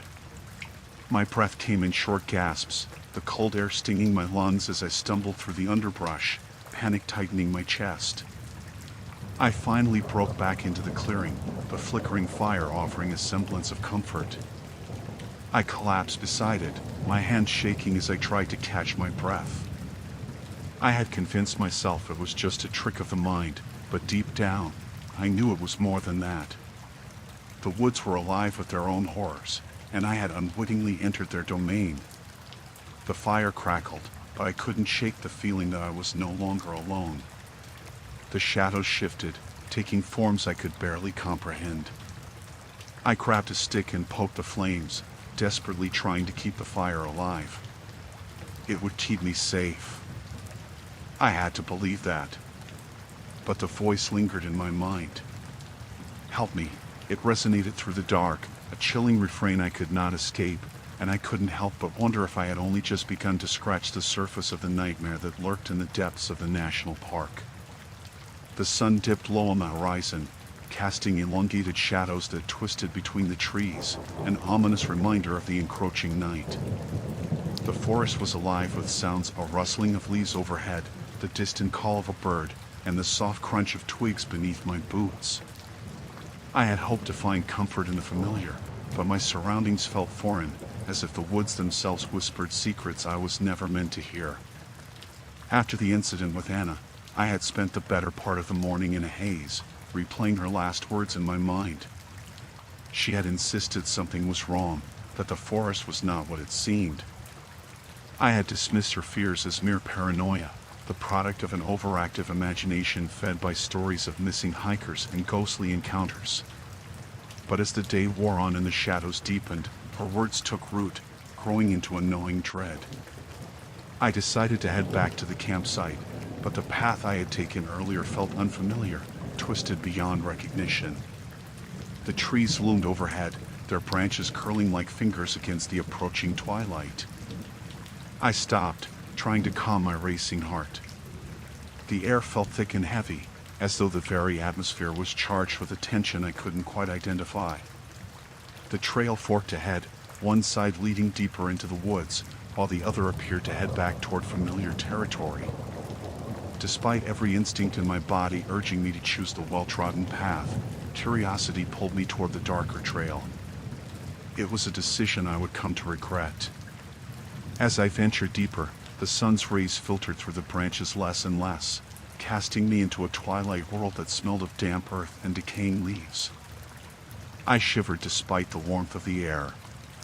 The sounds of the forest shifted, the chirping of birds quieted, replaced by an unsettling silence that gnawed at my nerves. I paused, listening intently. That was when I first heard it, a soft, rhythmic thumping, like heavy footsteps. I stood frozen, my breath caught in my throat. The noise was faint but unmistakable, echoing through the trees. I glanced over my shoulder, half expecting to see Anna behind me, but the path was empty and still. I pressed on, determined to discover the source of the sound. Each step felt like wading through molasses, each crunch of leaves beneath my feet louder than the last. The thumping grew louder, accompanied now by a low, guttural growl that vibrated through the air, sending shivers down my spine. Panic surged through me. I turned to leave, heart racing as I retraced my steps, but the path I had come from seemed to dissolve into an endless maze of trunks and branches. Frantic now, I stumbled forward, desperately seeking any sign of familiarity. The thumping persisted, growing more insistent, and I could feel it resonating in my bones. I pushed through the underbrush, branches clawing at my arms, my breath quickening as I realized I was utterly lost. Then I saw it, a flicker of movement out of the corner of my eye. I turned, and there, just beyond the trees, was a figure. It stood unnaturally still, its silhouette obscured by the shadows. A sudden rush of adrenaline propelled me forward. I wanted to call out, to see if it was someone else lost in the woods, but the words caught in my throat. My instinct screamed at me to run. But run where? The forest had morphed into a labyrinth, each tree and bush indistinguishable from the last. I took a step back, my foot snagging on a root, sending me sprawling to the ground. I scrambled to regain my footing, breathless, when I heard the growl again, closer this time. Panic set in, and I bolted in what I hoped was the right direction. The thumping quickened, a relentless pursuit that filled my ears with dread. I glanced back, catching a fleeting glimpse of the figure. It was large, its eyes gleaming like two burning coals in the fading light. I stumbled into a clearing, breathless and disoriented, the moonlight now a thin crescent hanging ominously above. I looked around, desperate for anything that resembled a path, when I noticed something odd. Scattered across the ground were remnants of what seemed like an old campsite, tattered tents, rusted cans, and a makeshift fire pit, the stones arranged in a crude circle. But the chilling realization came when I noticed the bones, small and large, bleached white like sun-bleached driftwood, littering the clearing. I froze, the horror of it sinking in. This place was not abandoned, it was a graveyard, a hidden monument to those who had come before me. My heart raced, and panic clawed at my throat as the growl reverberated again, now unmistakably close. I turned, my instinct screaming at me to flee. But in my desperation, I had lost all sense of direction. The familiar trees had become grotesque, their twisted forms reaching for me like skeletal hands. I heard the thumping again, heavy, relentless, echoing my own frantic heartbeat. I stumbled backward, and that was when I saw it fully. The figure stepped into the moonlight, a monstrous shape with matted fur and gleaming eyes, a primal snarl twisting its mouth. It stood on two legs, towering over me, a grotesque mockery of humanity. My breath caught, and I turned to run, not looking back, the forest closing in around me as I fled into the darkness. I could hear it behind me, the heavy sound of its pursuit, growing closer with each step. The forest had transformed from a sanctuary into a nightmare, and I was no longer just lost, I was hunted.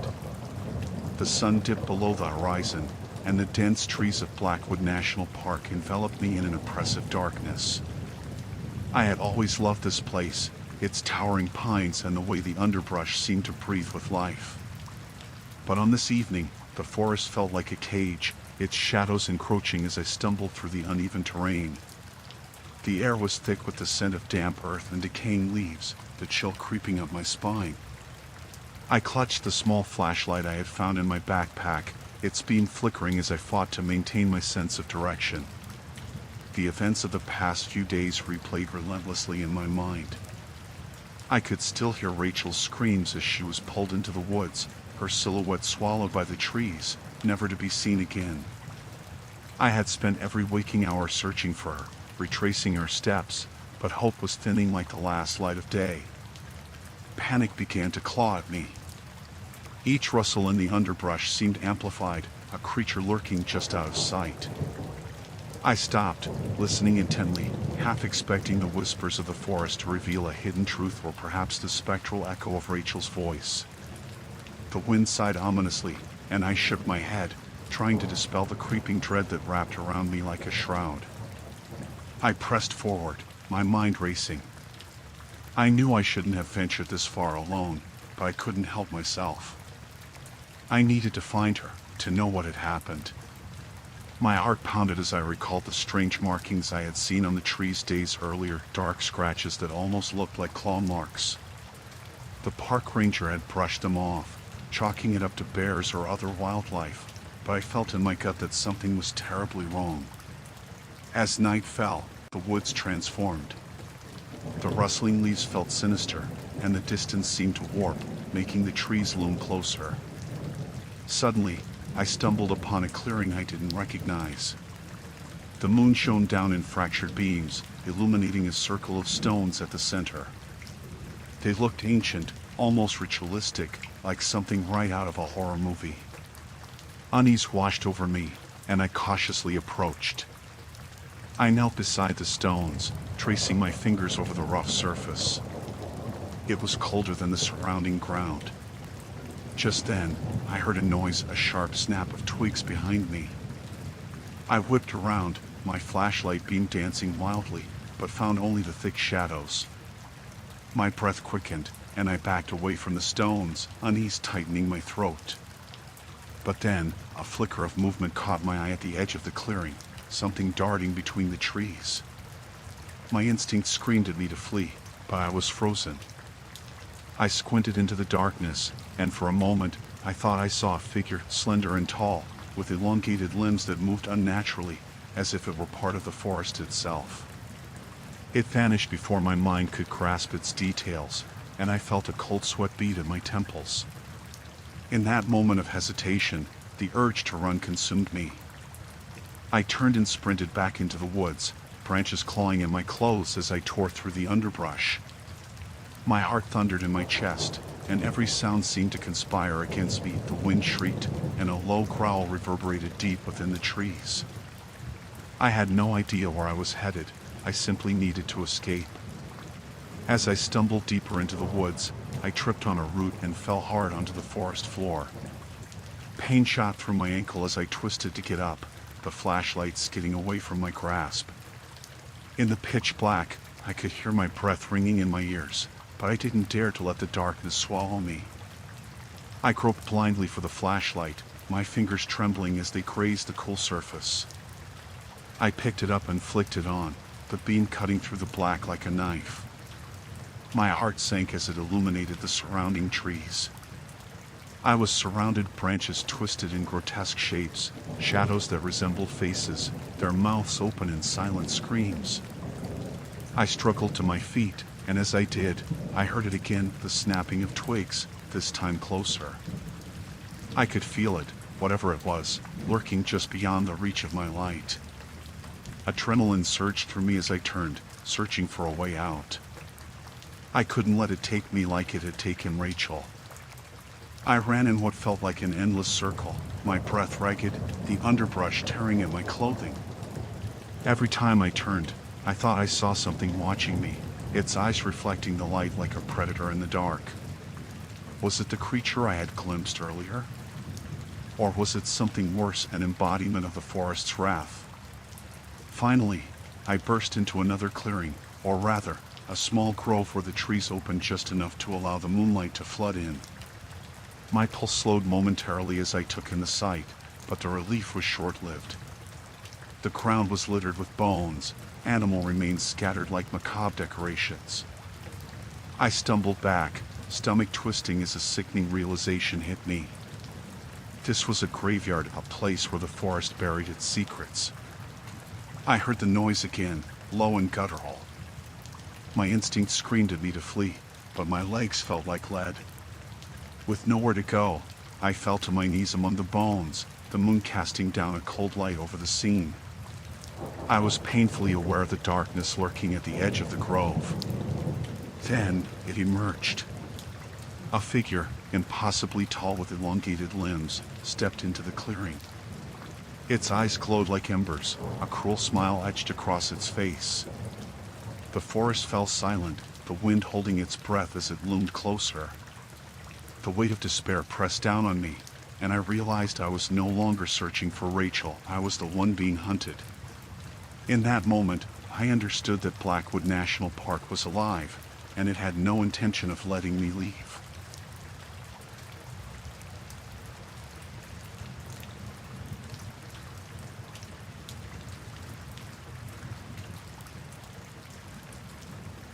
Story 4: Echoes of the Forgotten Cabin.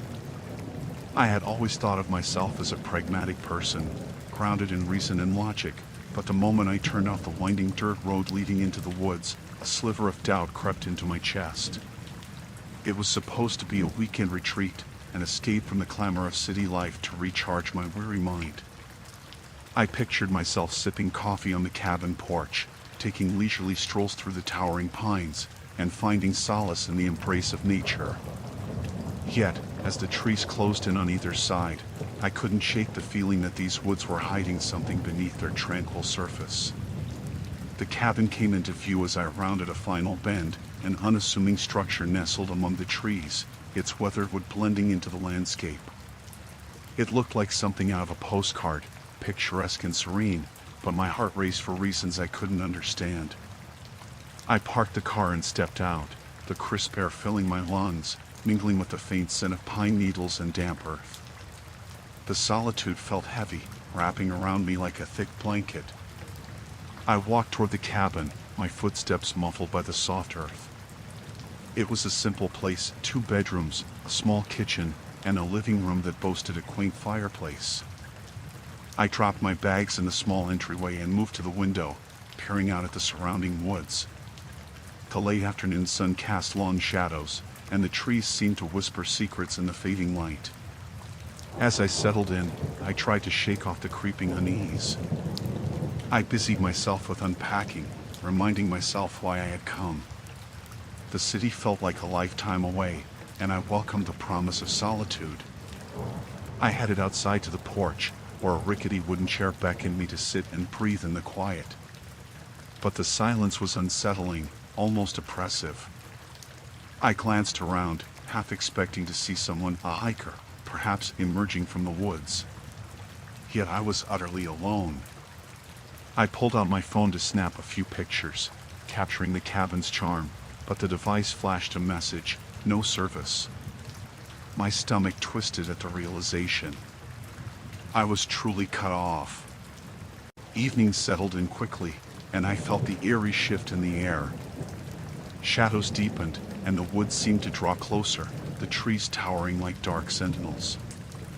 I made a fire, comforting at first, but as the flames flickered, I felt the warmth retreat against an unseen chill.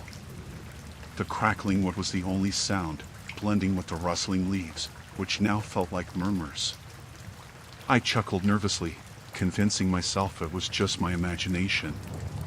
After a simple dinner of soup, I turned off the lights, opting to embrace the darkness that enveloped the cabin. The fire's glow gave way to shadows that danced along the walls, twisting into shapes that threatened to become more than mere shadows. I pulled a blanket tightly around my shoulders and lost myself in a book, but the words swam before my eyes. I glanced around, half expecting something to appear, a figure lurking just beyond the reach of the firelight. It wasn't until the wind picked up, howling through the treetops, that I felt a real jolt of fear. A sound broke through the stillness, a low, elongated moan, echoing through the woods. My heart thrummed in my chest.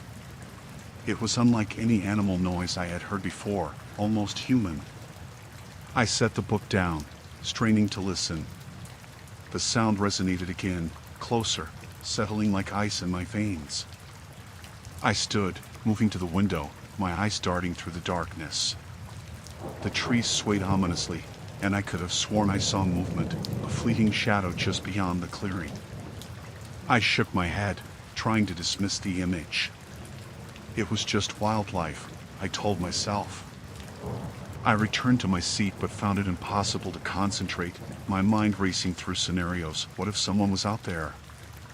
What if they needed help?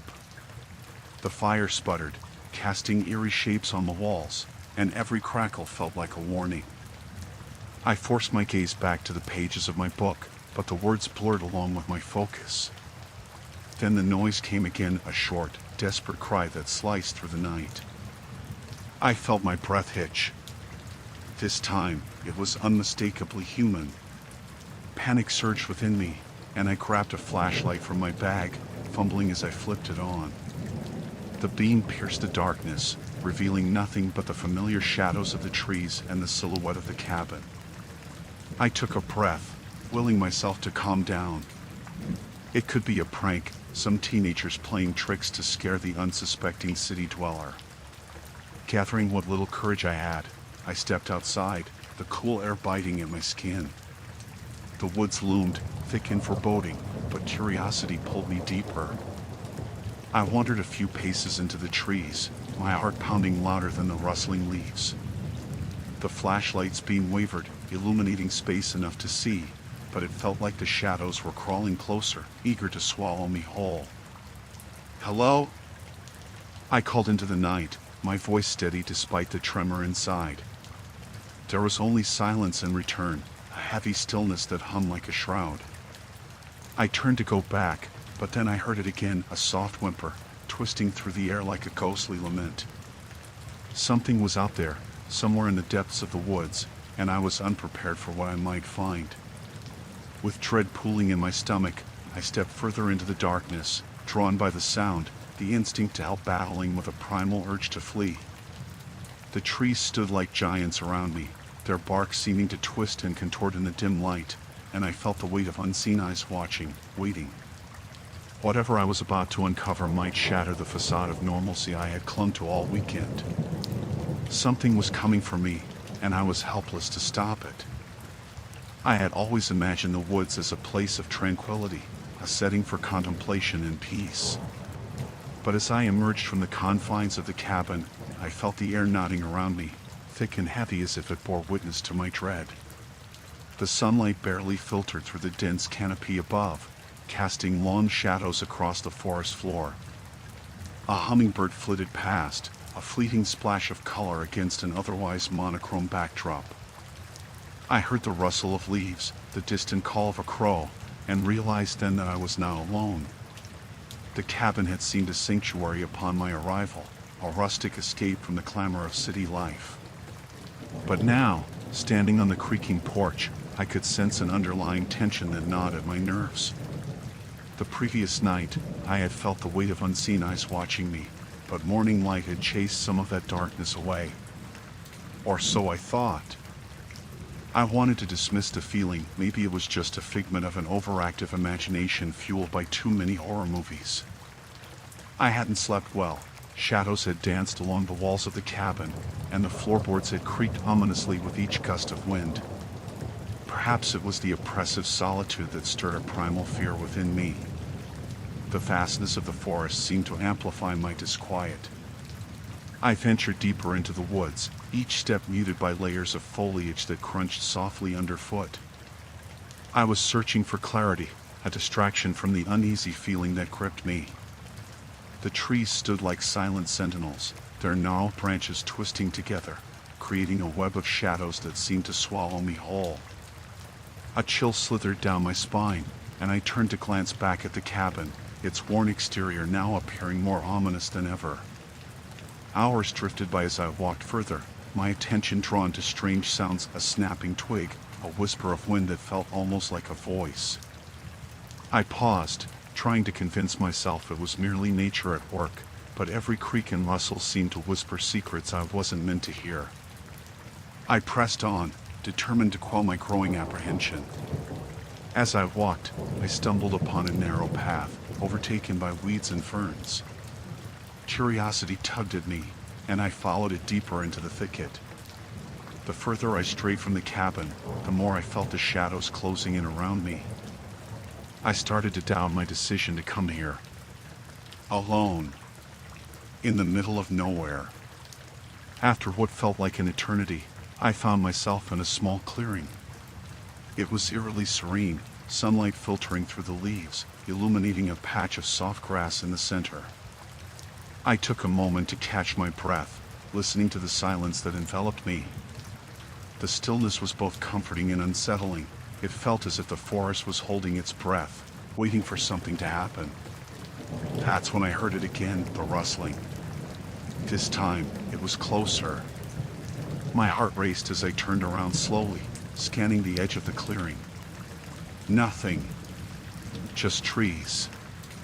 But the air seemed charged, alive with tension, and I felt exposed, vulnerable. I backed away, inching toward the path I had come from, when I caught a glimpse of something moving behind the trees, a flicker of motion that sent my heart into a frenzy. I squinted, trying to focus on the shadows that danced at the edge of my vision.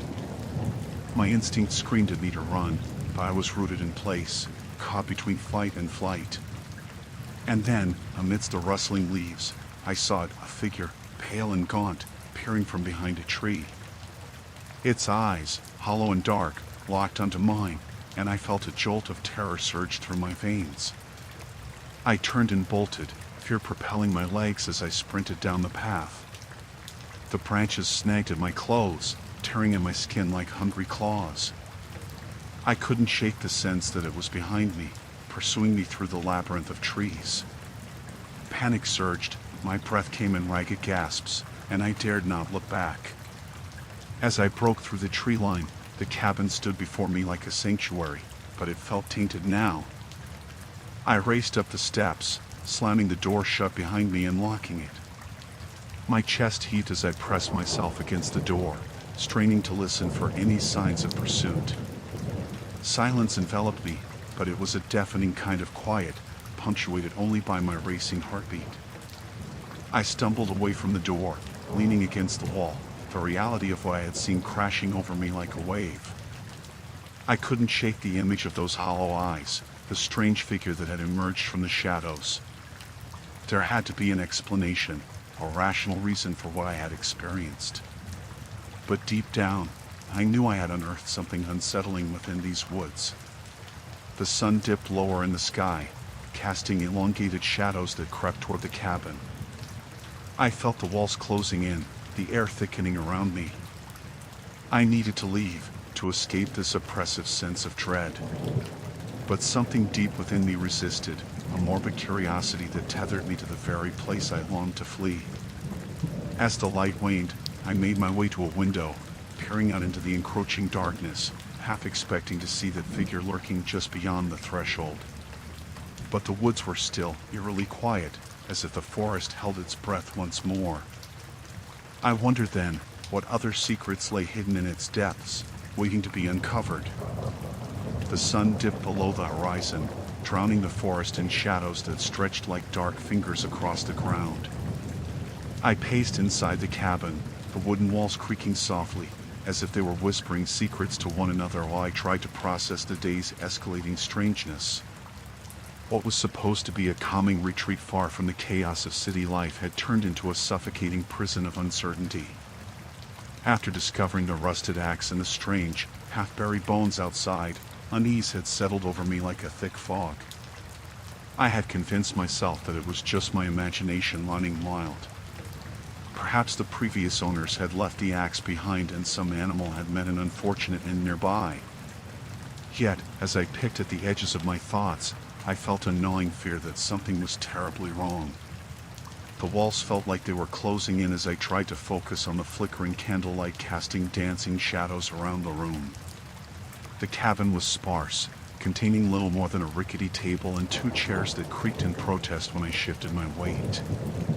A small fireplace, now cold, loomed in the corner, and I glanced toward it, my mind wandering to the last time it had seen warmth.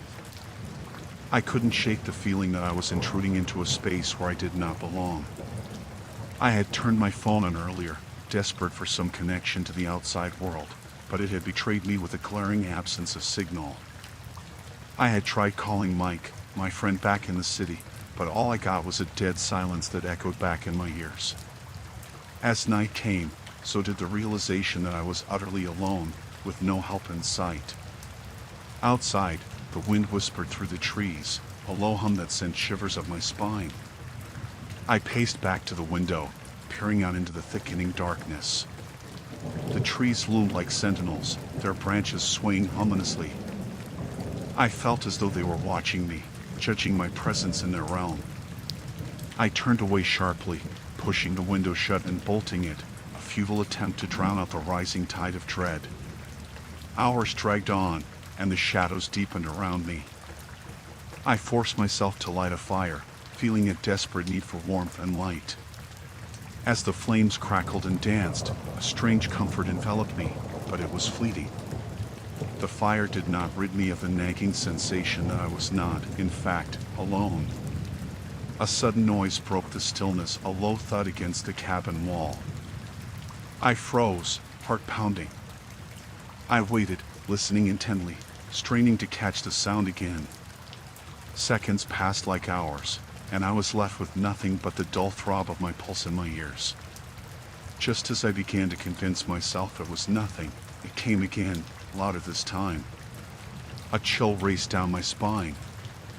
I grabbed a rusty axe, its weight oddly reassuring in my hands. I approached the door, every instinct screaming at me to retreat, but curiosity propelled me forward. The handle felt cold against my palm, and I hesitated, wondering if I was about to make a grave mistake. With a deep breath, I flung the door open. The night air hit me with a wave of cold, and the shadows danced wildly around the cabin. I stepped outside, the beam of my flashlight slicing through the darkness.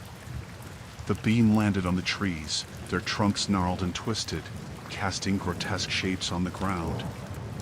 Then, I saw it, a figure standing at the edge of the clearing, just beyond the reach of my light.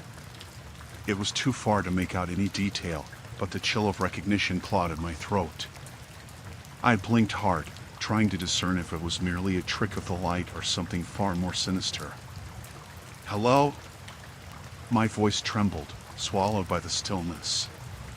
No response came, only the rustling of leaves as if the forest itself were holding its breath. I took a shaky step closer, the axe feeling heavy in my grip. The figure remained motionless, staring back at me. I felt my heart race, caught between the urge to flee and the need to confront whatever nightmare awaited.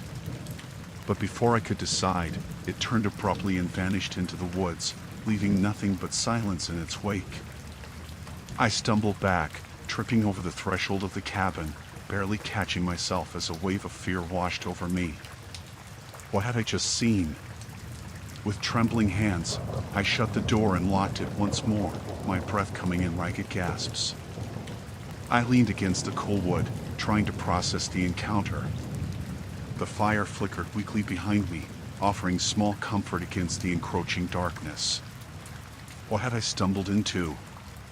The weight of the axe felt burdensome now, as if it held the secrets of the cabin in its rusted blade. I sank into one of the chairs, staring into the flames, hoping they would reveal the truth behind that fleeting figure. As the minutes passed, the cabin felt more like a tomb than a refuge. The shadows morphed around me, twisting and turning, as if they were alive. I tried to shake it off, to dismiss my mind's spiraling thoughts, but the cabin had awakened something primal within me, a fear as ancient as the trees themselves. In the silence, I could swear I heard whispers, echoing in the stillness. They beckoned to me, teasing at the fringes of my understanding, urging me to look deeper into the shadows. I wanted to shut them out, to deny their existence, but curiosity tugged at me, insisting I uncover whatever secrets lay hidden in the dark. With a heavy heart and a light that was fading, I knew I had to take that step. The cabin was alive with something more than just echoes of the past. It called to me, and I was too drawn in to resist. I steeled myself, rising from the chair, the axe now feeling less like a tool for protection and more like a key to unlock whatever horrors awaited me outside. The sun was a pale memory behind the thick blanket of clouds that hung over the forest. I had spent the better part of the morning pacing the confines of the cabin, my mind a whirlwind of disoriented thoughts. The chill that seeped through the cracks in the walls felt like a steady reminder that I was alone, stranded in this desolate place. The surrounding trees whispered secrets to one another, their branches creaking like old bones as the wind rustled through them, and I couldn't shake the feeling that they were listening. After the incident with the old journal, a discovery that had unsettled me more than I wished to admit, I turned my focus to the cabin itself. The walls bore marks, not just from age, but from something darker. I ran my fingers over the wooden beams, tracing paths worn by the hands of past occupants. Each groove and scratch seemed to tell a story, but what stories did they hold? Had they, too, felt the despair that had begun to seep into my bones? I decided to gather my courage and explore the small rooms I had previously avoided. The first room off the main living area, the kitchen, was almost intact. A rusted stove sat against the far wall, and a worn table stood in the center, its surface marred by deep divots and stains I dared not ponder. The only sign of life was a family of mice scurrying beneath the cabinet, their small movements sending a jolt of unease through me. I backed out of the kitchen, unwilling to linger in that space filled with forgotten meals and tainted memories. The other door led to a narrow hallway. I hesitated as I reached the threshold, but curiosity propelled me forward. The hallway branched out to two rooms. One was likely a bedroom, the other a storage space. I opened the door to the bedroom first. Dust motes danced in the filtered light, and a lone bed frame lay in the corner, stripped of linens.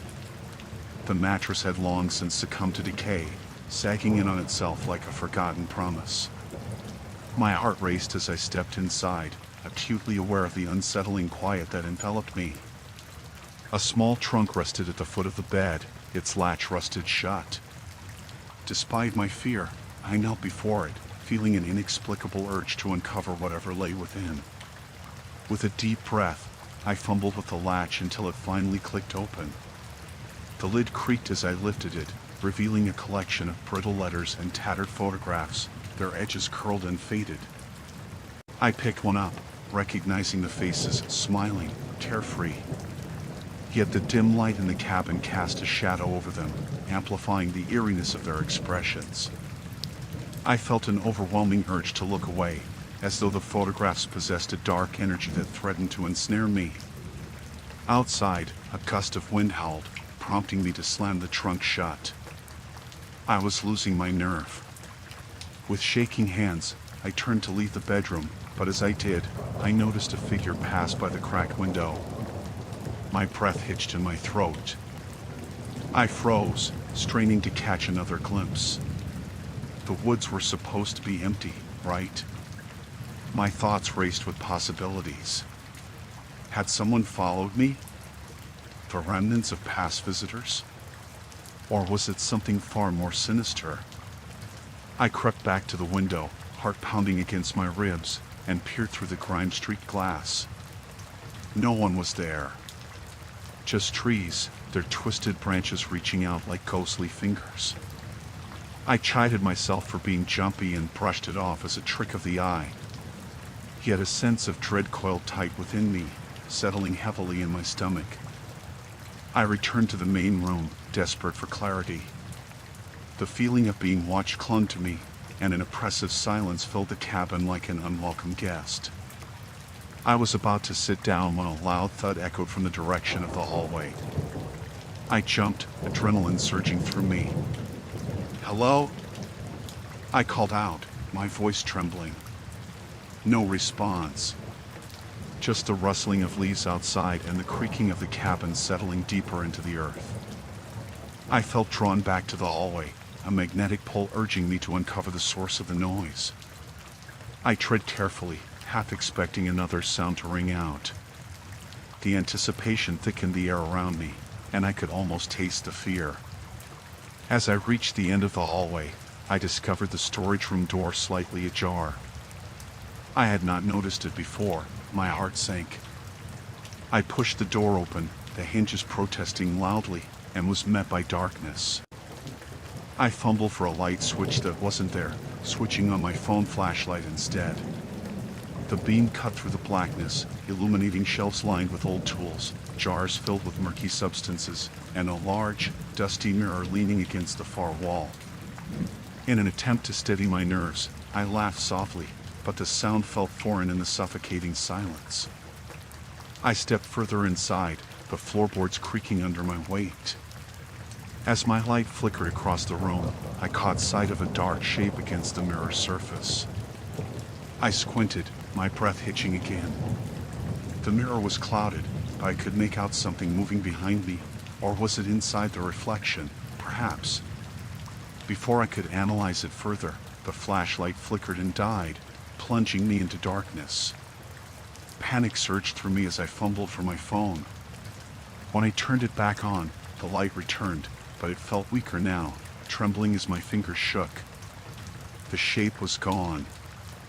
I hurried to the door, but it slammed shut before I could reach it, the sound reverberating through the small space.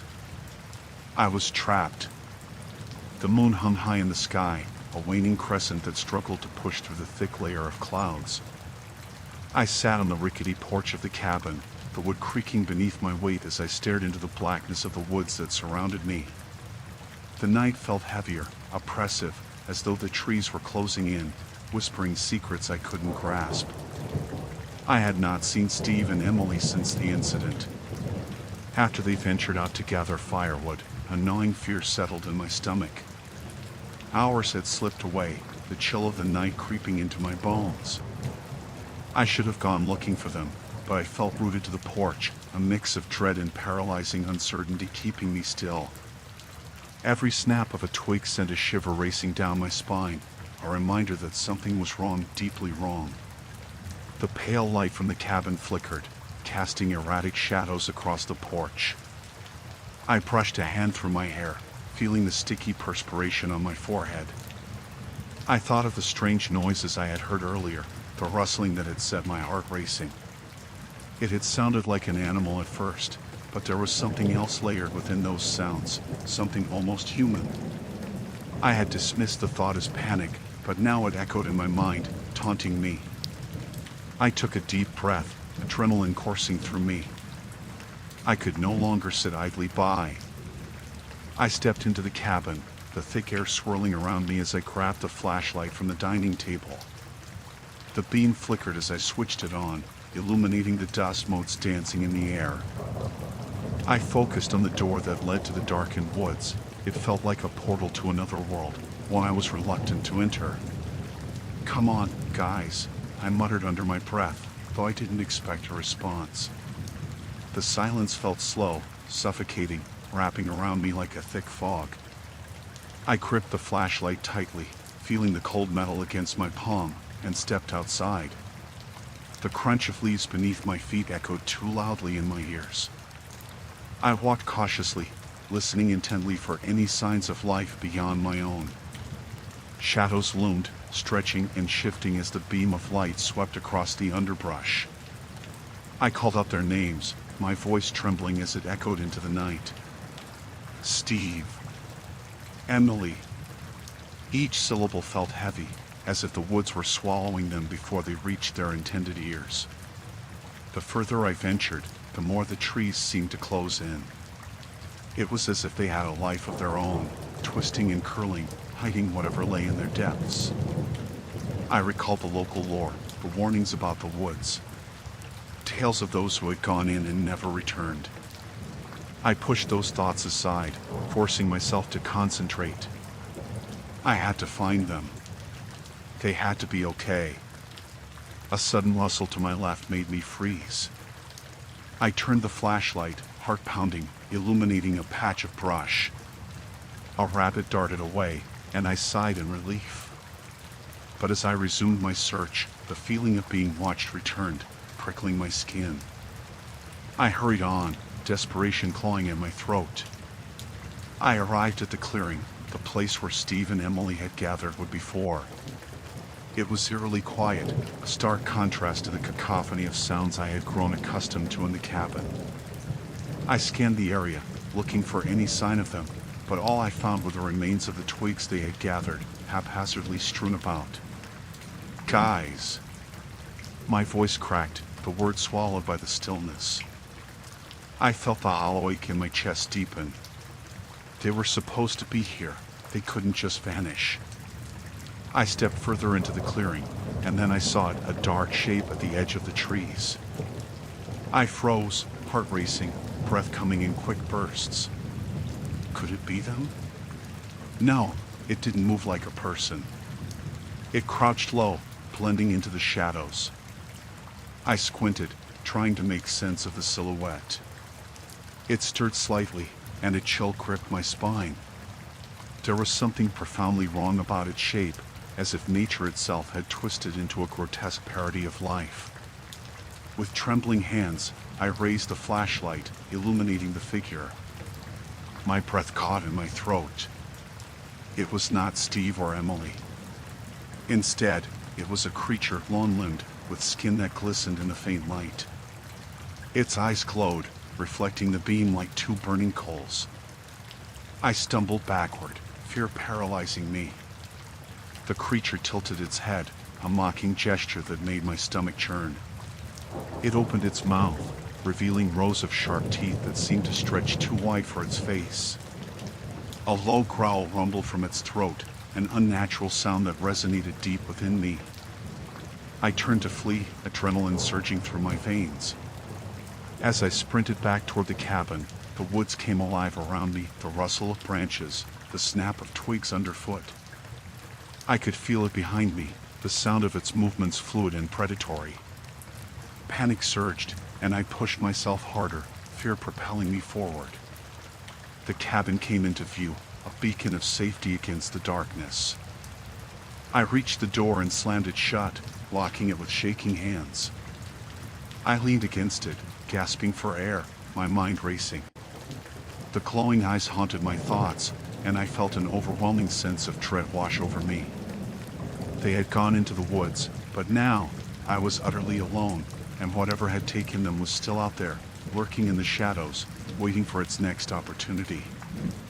I had to figure out what happened before it was too late.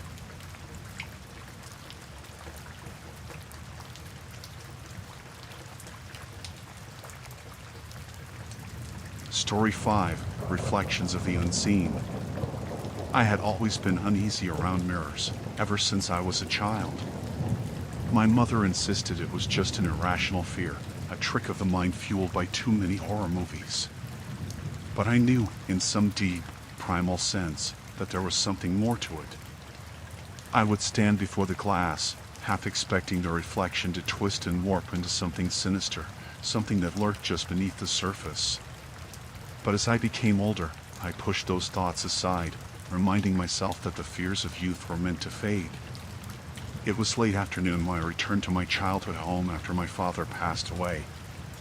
The house sat at the end of a long gravel road, its weathered facade a stark reminder of all the birthdays celebrated and tears shed within its walls. The air felt heavy with storms, the sky darkening as the sun dipped behind the trees. I felt a chill run down my spine, not from the cold, but from the weight of memories that surrounded me. I stepped inside, the door creaking as it swung open. Dust motes danced in the fading light, and the scent of agewood filled my lungs. Every creak of the floorboards beneath my feet echoed through the silence, a reminder that I was the only one here now. I made my way past familiar rooms, each holding its own story. The kitchen, the living room, each corner felt like a ghost, whispering secrets of the past.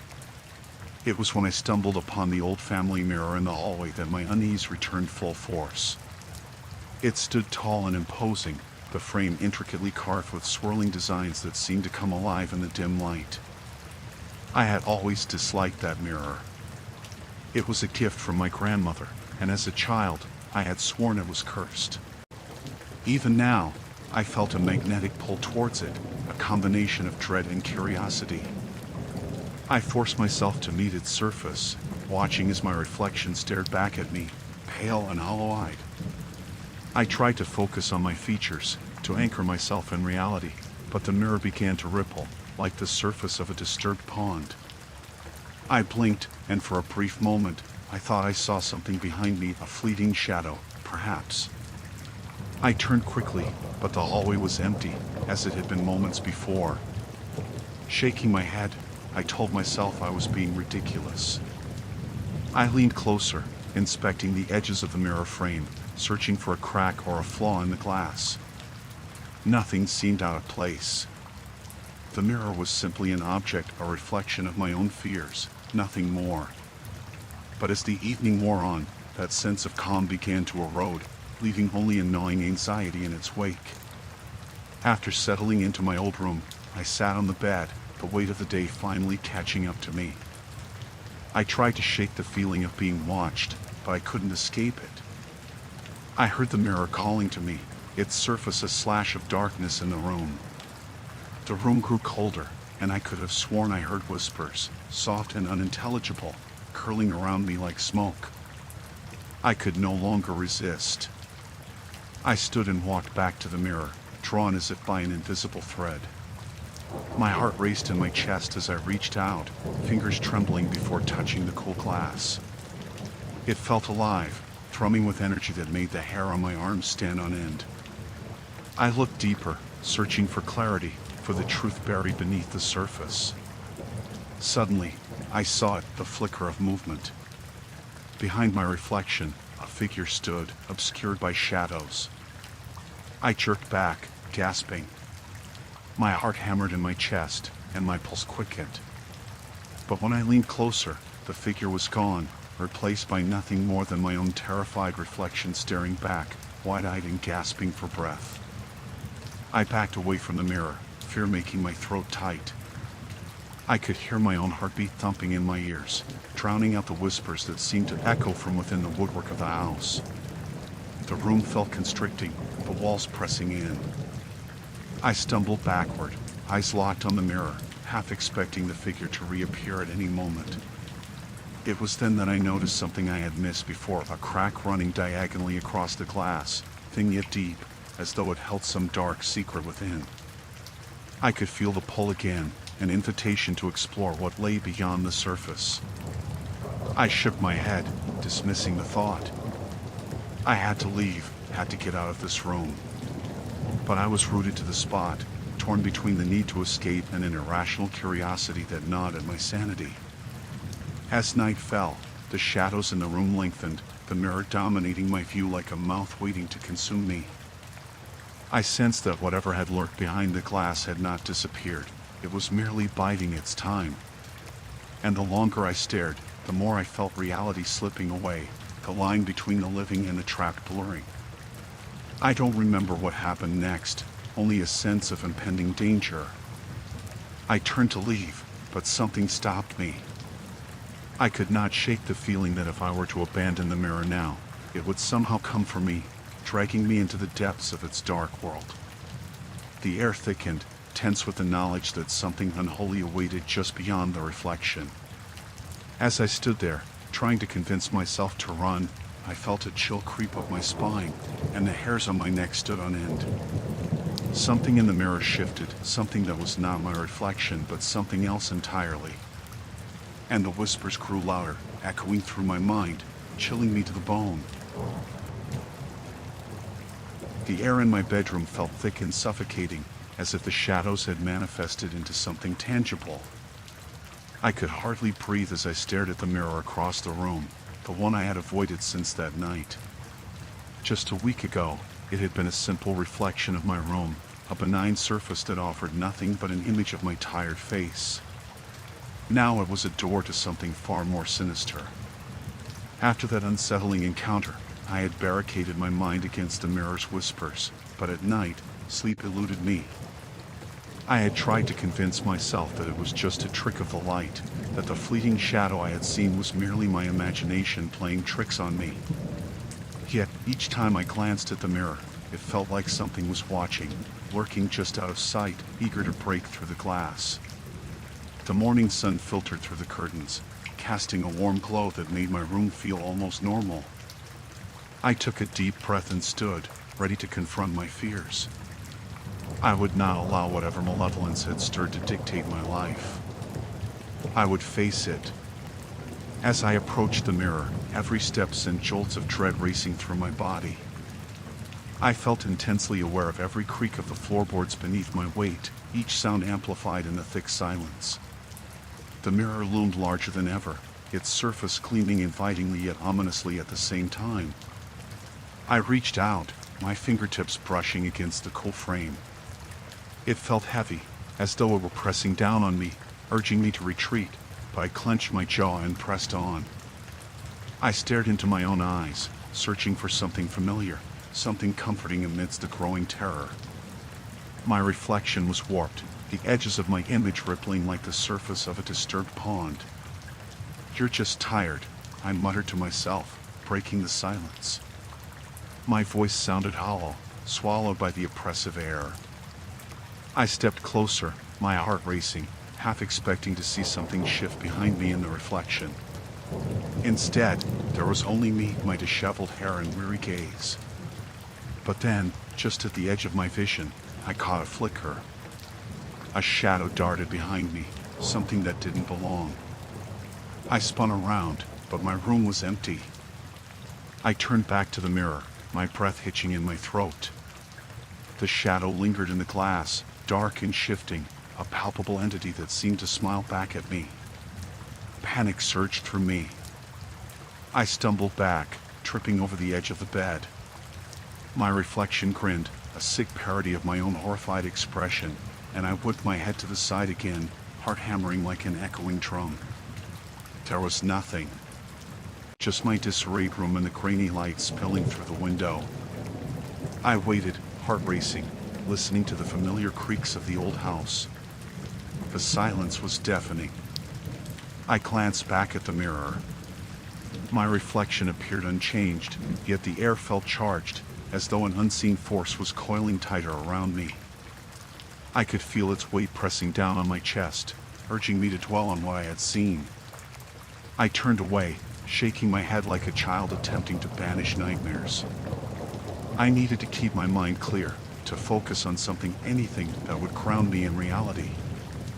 I grabbed my phone from the bedside table and scrolled through messages, hoping the mundane nature of the text would anchor me. But even that felt hollow. The shadows danced at the edges of my sight, whispering familiar phrases I had dared not to acknowledge. After hours of pacing and battling my growing dread, I finally succumbed to exhaustion and collapsed into bed. I lay with my back to the mirror, deliberately avoiding its lure, praying that sleep would take me far away from these waking horrors. But sleep evaded me, the echoes of muffled whispers taunting me from the other side of the glass. In the dead of night, the oppressive silence shattered. I jolted awake, heart racing as I strained to listen. The whispers had morphed into incoherent murmurs, swirling like a thick fog. My skin prickled, and instinctively, I turned to the mirror, the unavoidable pull stronger than my resolve. As I faced my reflection, I gasped. There was a figure standing behind me, its features obscured by darkness. I stumbled out of bed, scrambling to put distance between us. The figure remained rooted to the spot, an indistinct blur in the glass, a grotesque mimicry of a human. I wanted to scream, to flee, but I was frozen, trapped in the moment. The figure raised a hand, fingers elongated and twisted, as if beckoning me closer. My breath quickened as I fought against the impulse to approach. I knew better. I recognized that this was no mere shadow. This was something beyond my understanding. The whispers intensified, drowning out my thoughts with their insistent chant. Come closer. Join us. The words were hollow, resonating with a chilling familiarity. I felt the air grow cold, a shiver running down my spine. In a moment of clarity, I caught a glimpse of my true reflection, distorted yet undeniable, revealing fear and defiance.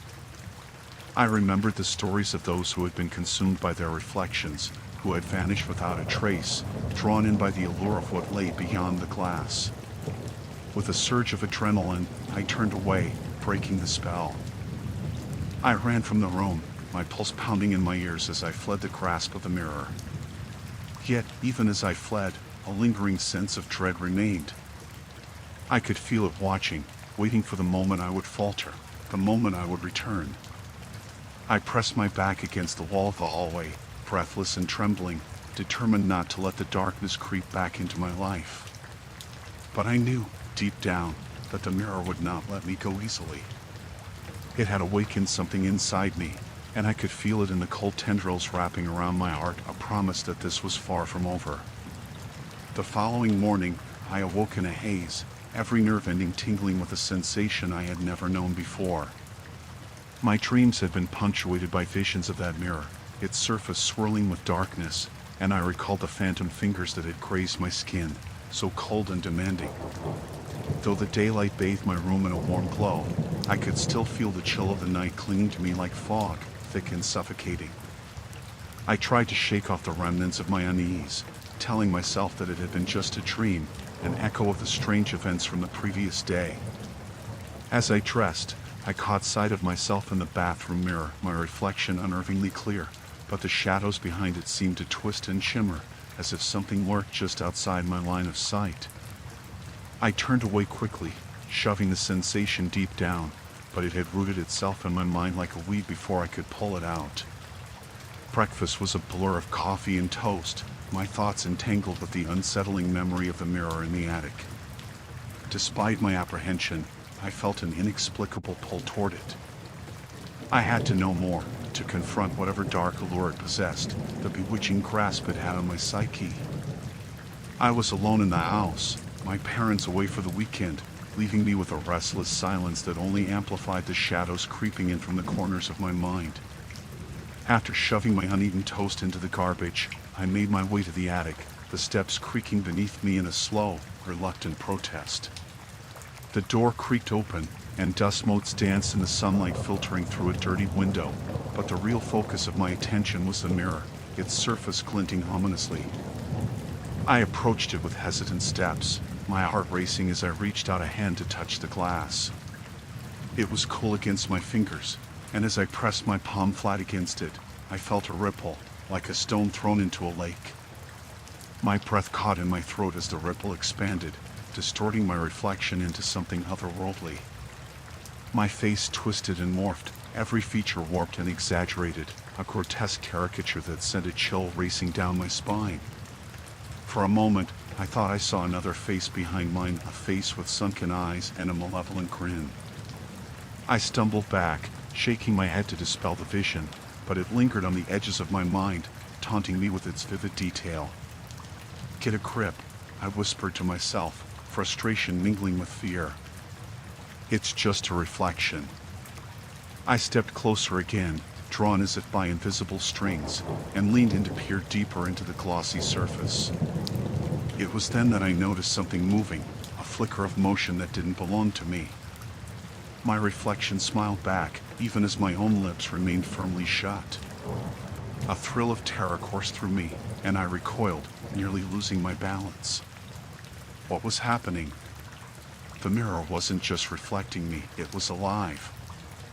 I took a step back, trying to rationalize what I had seen. Perhaps it was a trick of the light, an illusion conjured by my sleep-deprived mind. I had to prove to myself that I could control what I saw. So, I leaned in once more, focusing on my own eyes, willing my reflection to reflect my true emotions. To my horror, it didn't just mimic, it seemed to revel in my fear.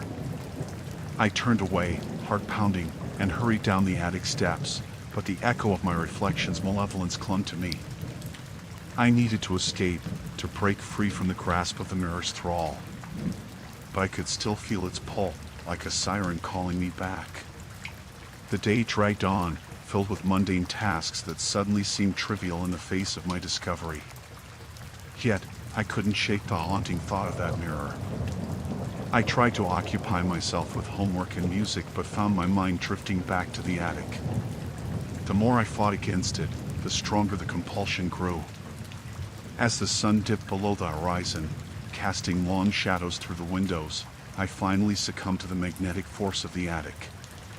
Each step felt heavier than the last, dread and curiosity twined tightly in my chest.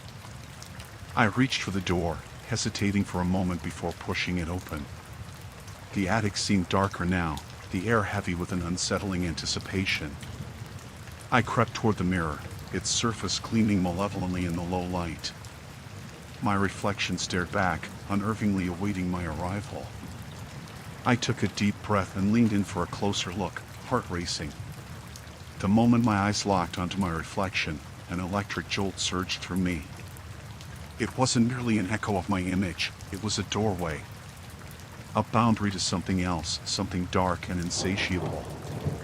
It began to distort again, the features twisting grotesquely, but this time I felt no fear. Instead, a sense of belonging washed over me. A voice, soft and alluring, whispered through the veil of the glass. "Join us." My heart raced as I felt the mirror's sinister promise tug at the edges of my mind. I reached out, fingers brushing the glass, and the world around me faded, its colors bleeding into darkness, the air growing thicker until I could hardly breathe. The whisper grew louder, pulling me in, and as I stepped closer, I realized too late that the line between my world and the one beyond had begun to blur. The mirror rippled, and in that moment, I saw what waited on the other side. Not just my reflection, but something waiting for me. The last shred of my resolve crumbled as the darkness enveloped me, every heartbeat sinking with the pulse of the cold glass. I felt my body responding, willing, almost yearning to cross over. But then I hesitated, and in that fleeting moment of clarity, a thought clawed its way back. This was a trap. But was I too late? As I stood there, caught in the fragile web of reality, I understood that this mirror was no mere object. It was a predator, and I was its prey. The morning sunlight filtered through my bedroom window, casting long, distorted shadows that danced across the floor. Despite the warm light, a chill licked at my spine, a remnant of the previous night's events. I could hardly believe I had fallen asleep at all. The reflection I had seen in the bathroom mirror haunted me, a twisted version of myself that lingered at the edges of my memory. I had closed my eyes, desperate to erase the image, yet it clung to me like a shadow. I rose slowly, each movement deliberate, as if I could will away the fear that gripped me. The mirror in the hallway beckoned me, its surface gleaming, and I shivered as I walked past. I had become hyper-aware of its presence, an unwelcome companion in my home. I could almost hear my breath against the glass, the sound amplifying the silence around me. After breakfast, I decided to return to the bathroom. I flipped the light switch and watched as the bulbs flickered to life, illuminating the familiar space. The mirror stood opposite the sink, an innocent fixture in a room that had transformed into a chamber of dread. I approached it, almost hesitantly, my heart pounding with each step. I needed to confront the reflection, to make sense of what I had seen. As I stood before the glass, I felt an insistent pull, as if the mirror were an entity unto itself, drawing me in. My fingers trembled as they hovered just above the surface. I dared to look, forcing myself to maintain eye contact with my own reflection. But it wasn't just me staring back, it was that thing, the reflection, that had grinned and twisted itself into something grotesque. The edges of my reflection rippled, the glass warping as if it were breathing. I blinked, and my heart raced, the corners of my mouth twitched upwards, mimicking the smile I had seen before. I recoiled, stumbling back and slamming my hands against the sink to steady myself. Panic surged through me, a raw and primal instinct to flee. I turned away, swallowing hard. I needed to escape that accursed reflection, but as I moved to leave, I caught a glimpse of something. A shadow flickered at the edge of the mirror, just out of view. I hesitated, my breath catching in my throat. I knew I should run, but curiosity held me captive. Was it merely a trick of the light? Or something lurking beyond the fragile barrier of glass? I leaned in closer, peering into the depths of the mirror as if it might reveal its secrets. With every inch I drew nearer, the air thickened, pressing against my lungs. I felt a presence, a weight in the atmosphere that had not been there before. The shadows coalesced, and I could swear I saw the outline of a figure forming behind my reflection. "Stop it," I whispered, my voice cracking. "You're just imagining things." But as the words left my lips, the figure in the glass shifted, taking shape. A face emerged, not my own, but an uncanny replica that wore an expression of malicious glee. Its eyes sparkled with a dark delight, and I recoiled, fear coursing through my veins. It was trapped, yet it felt so alive, so powerful, feeding off my horror. I stumbled back, my pulse racing. How long had I been standing there? I needed to think, to find a way to break this cycle. My mind raced back to the stories I'd heard, tales of mirrors acting as portals, reflections revealing hidden truths. But what truth awaited me here? I turned to leave, but the mirror's surface rippled again, and a whisper tickled my ear. "Stay with me." The voice was a seductive purr, laced with darkness that wrapped around my mind like a serpent. "No," I gasped, shaking my head as if that could dispel the horror. I stumbled backward, grasping for the door, desperate to escape. But something clawed at my feet, a weight dragging me down, and I fell against the cold tiles. The reflection watched, its smile widening with delight. It was no longer just a mirror, but a sentient being, reveling in my suffering. I could see it reaching for me, its hands stretching out from the glass, fingers curling into the air as if they could pull me into its world. The realization hit me like a blow. It wanted me to come closer, to join it in that disturbing realm where reality twisted into nightmares. I pushed myself to my feet, heart racing, and I bolted from the bathroom, slamming the door behind me. I needed help, somewhere safe, somewhere free from the malevolent grasp of the mirror. My thoughts darted to Claire, my best friend. She had always had a knack for absolving fears with her level-headed reasoning. I grabbed my phone, fingers trembling as I dialed her number. The phone rang, each tone echoing in the oppressive silence of my apartment. I needed her to answer. I needed to escape this madness. But as the call connected, I heard her voice, a calm and soothing sound, yet it felt distant, as if coming from another world. "Hello? she answered, and the warmth of her voice was a welcome balm. "Claire, you have to come over. Please. Something is wrong, so wrong." My words rushed out, desperate and frantic. Okay. I'll be there soon," she said, her voice steady, but doubt gnawed at me. Would she understand? Would she see the horror I had witnessed? After hanging up, I paced the living room, the shadows creeping into the corners, waiting like specters. Time stretched, each minute a torturous eternity. I glanced at the hallway mirror, apprehension squeezing my chest. With Claire on the way, I forced myself to keep my back turned toward the glass. Yet, I could feel its silent gaze, its insidious whisper clawing at my sanity. I wanted to scream, but instead, I focused on the ticking clock, counting down the moments until I wouldn't be alone anymore. But as the shadows deepened and uncertainty loomed, I couldn't shake the feeling that the mirror would not let go so easily. The morning sun spilled through the curtains, casting fractured patterns on the floor, a stark contrast to the chill that had settled in the pit of my stomach. As I sat at the kitchen table, the remnants of my uneaten breakfast lay cold and untouched, the smell of eggs and toast mingling with the stale air that hung around me. I struggled to shake off the residue of last night's terror. Every time I closed my eyes, I saw that reflection, my reflection, smiling back at me with a malice that chilled my blood. I had spent the previous day researching the house's history, diving into local archives and musty books. Tales of madness and despair clung to the walls of this place like the dust I couldn't seem to brush away. But I couldn't find anything concrete about mirrors, nothing that could explain my torment. Each article I read felt like a warning, urging me to flee, yet my feet remained rooted. That morning, I finally summoned the courage to approach the mirror in my bedroom. It still stood there, framed in ornate carvings that seemed to twist and writhe in the light. I had avoided it all day, afraid of the truth it might reveal.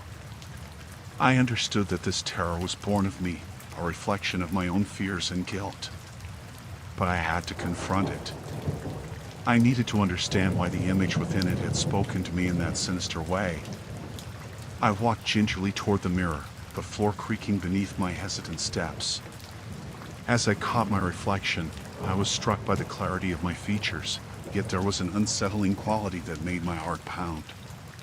It was not just my face staring back, it was something more, something lurking just beyond the veil of the glass. The memory of last night flooded back, the whispering voice, the feeling of the mirror pulling at me, as if it sought to draw me into its depths. I raised a trembling hand to touch the surface, my fingers hovering a breath away. I wanted to know if it would feel cold, like the dread that clung to my skin. But just as I was about to contact the surface, I noticed something move behind my reflection, a shadow flitted from the corner of my eye. I jerked back, heart racing, but the room behind me was empty. The shadows danced innocently, just a play of light. Yet when I glanced back at the mirror, I caught sight of a flicker of movement, a figure in the depths that wasn't my own. My breath caught in my throat. It had no distinct features, just a vague silhouette that beckoned to me with an ache of familiarity. "What do you want?" I whispered, my voice barely rising above the silence that enveloped the house. The reflection smiled again, its lips curling in a way that felt almost affectionate but was far from it a grotesque parody of joy. It spoke without words, and somehow, I understood its intent. I was being summoned, drawn to whatever lay beyond the mirror's glassy surface, and a part of me felt compelled to answer. I shook my head, trying to expel the madness that threatened to consume me. I turned and fled the room, retreating into the noise of my own thoughts. The kitchen now felt eerily quiet, every creak of the floor sounding like a warning. I busied myself, washing dishes and filling the air with mundane tasks, thinking I could push away the dread. But when dusk began to creep in, the shadows began to lengthen, and I felt the pull of the mirror once more. The sun sank lower, leaving the room awash in cold blue light. It called to me like a siren, luring me back to its depths. I resisted for as long as I could, but that nagging sense of inevitability grew stronger. As night fell, I knew I would have to face it again. I steeled myself, pulling my shoulders back as I walked into the bedroom. The mirror loomed large, its surface reflecting a distorted version of my anxious form. I felt my heart thudding in my chest, drowning out the silence. I approached slowly, the creeping dread wrapping around me like a vice. The moment I was close enough to peer into the depths of the glass, the figure within sprang back to life, twisting and contorting as though it were trapped, desperate to break free. My breath hitched, and I felt the air grow thick with tension. Suddenly, it stopped moving, its stillness unnerving. I stared into its eyes, or rather, the space where its eyes should have been. And then it leaned forward, pressing against the glass as if trying to break through. The surface rippled like water, and that voice, soft yet menacing, whispered once more, "Join me." A chill swept through me as waves of nausea washed over my senses. I staggered back, my heart racing to a frenetic pace. "I am not like you," I shouted, the words echoing in the stillness. The reflection regarded me with a twisted grin, and in that moment, I was struck by a revelation. It wasn't merely a reflection, it was a part of me, a dark echo that had been suppressed. I felt anger rise within me, a fire igniting in my gut. "You don't own me," I yelled, stepping forward again, confronting the mirror with renewed defiance. The figure recoiled momentarily, its smile faltering. "You will not take me." But my words were met with a resonant laughter, a cacophony of sound that rippled through the air, shaking the very foundation of my resolve. Just as I thought I could break free from its grasp, the glass began to shimmer, and a crack splintered across its surface. Panic surged within me, but I refused to back down.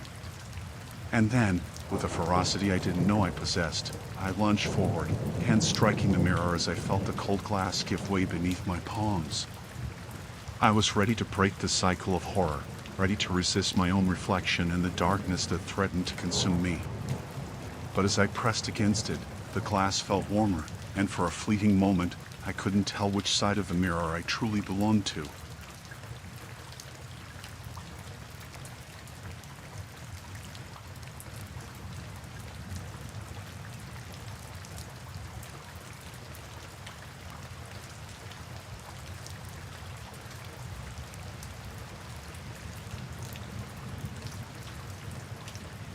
Story 6, Echoes in the Abandoned Wilderness.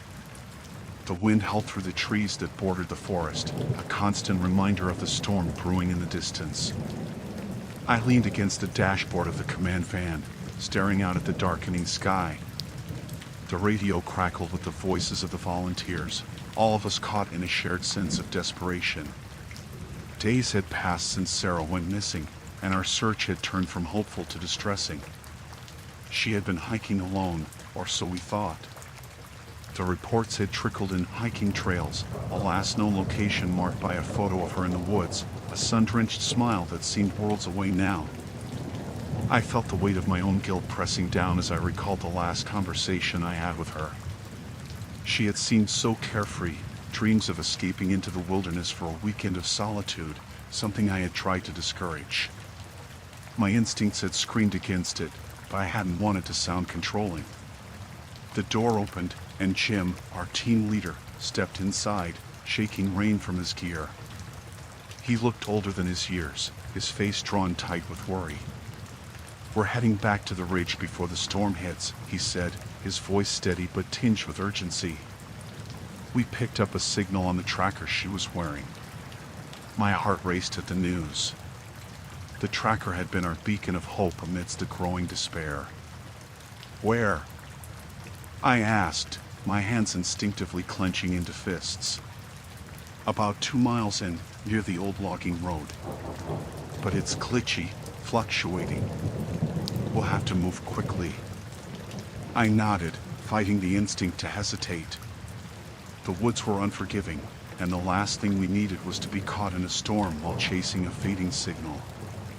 Rain began to patter on the van roof, a quiet drumroll that signified a gathering storm of its own. The others gathered their packs and gear, readying themselves for the trek ahead.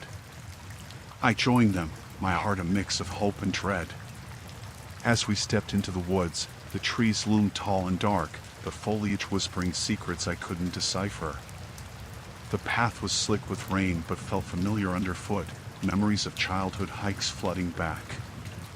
Yet this was different. This was not a day of adventure. This was a race against time. We trudged along, our flashlights cutting through the thickening gloom. Each beam of light illuminated the underbrush, revealing nothing but shadows that held our breath. The forest seemed to close in around us, branches creaking like old bones, as if the trees were watching and waiting, but I dismissed the thought. It was just my imagination running wild. After an hour of heavy silence, Jim stopped and turned, pointing to a narrow trail that veered off from the main path. "This is where the signal is strongest," he said, his voice low. I felt a chill run down my spine, dread pooling in my stomach. We followed him cautiously, the trail twisting deeper into the woods. The rain picked up, drumming louder against the leaves. I glanced back often, conscious of how easily one could get lost in these labyrinthine paths.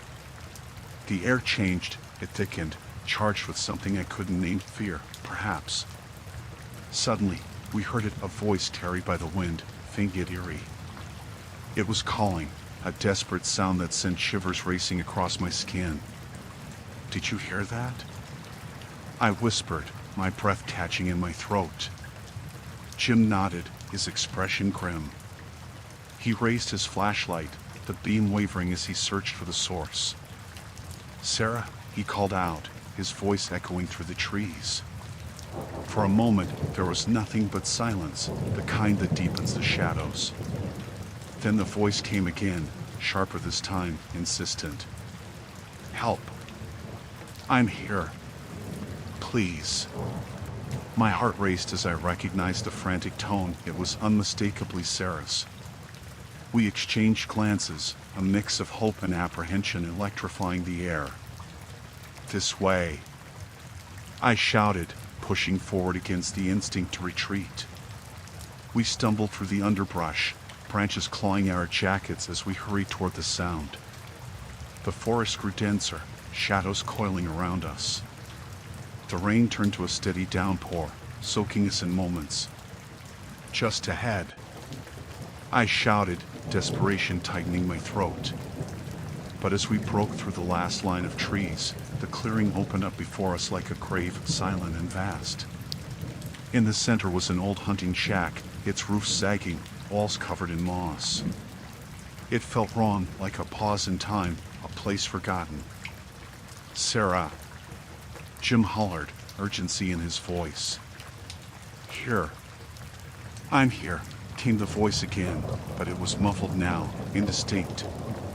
As we approached the shack, my instinct screamed at me to stop. This was not where the signal had led us. It felt like a trap. I slowed, feeling my pulse quicken as the rain dripped cold against my skin.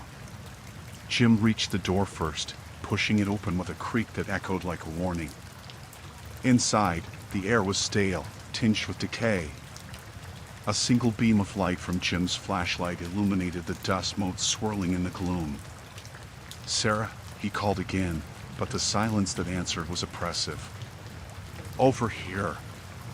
The voice was alarmingly close, now rising and falling through the darkness. It had shifted from panic to something softer, almost coaxing. "Help me, please." Somewhere deep inside me, a voice warned of the danger. I hesitated, taking a step back, but the others pressed on, drawn into the shack's dark embrace. I could feel the atmosphere change, a pulse of something unseen creeping up my spine. The sound of rain faded away, swallowed by a heavy stillness. Then I saw it, a flicker of movement in the far corner, just past the beam of the flashlight, a shadow that felt alive. "Let's go!" I shouted, panic rising like bile in my throat, but it was too late. Jim and the others were already stepping inside, the door swinging shut behind them with a thud that echoed like thunder. The last thing I saw was the glow of the flashlight illuminating a figure in the corner, a face twisted in an expression I couldn't understand.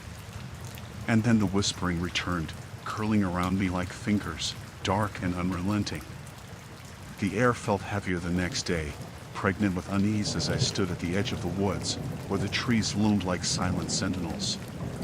The sun broke through a smattering of clouds, illuminating the path ahead but casting elongated shadows that twisted and warped into grotesque shapes.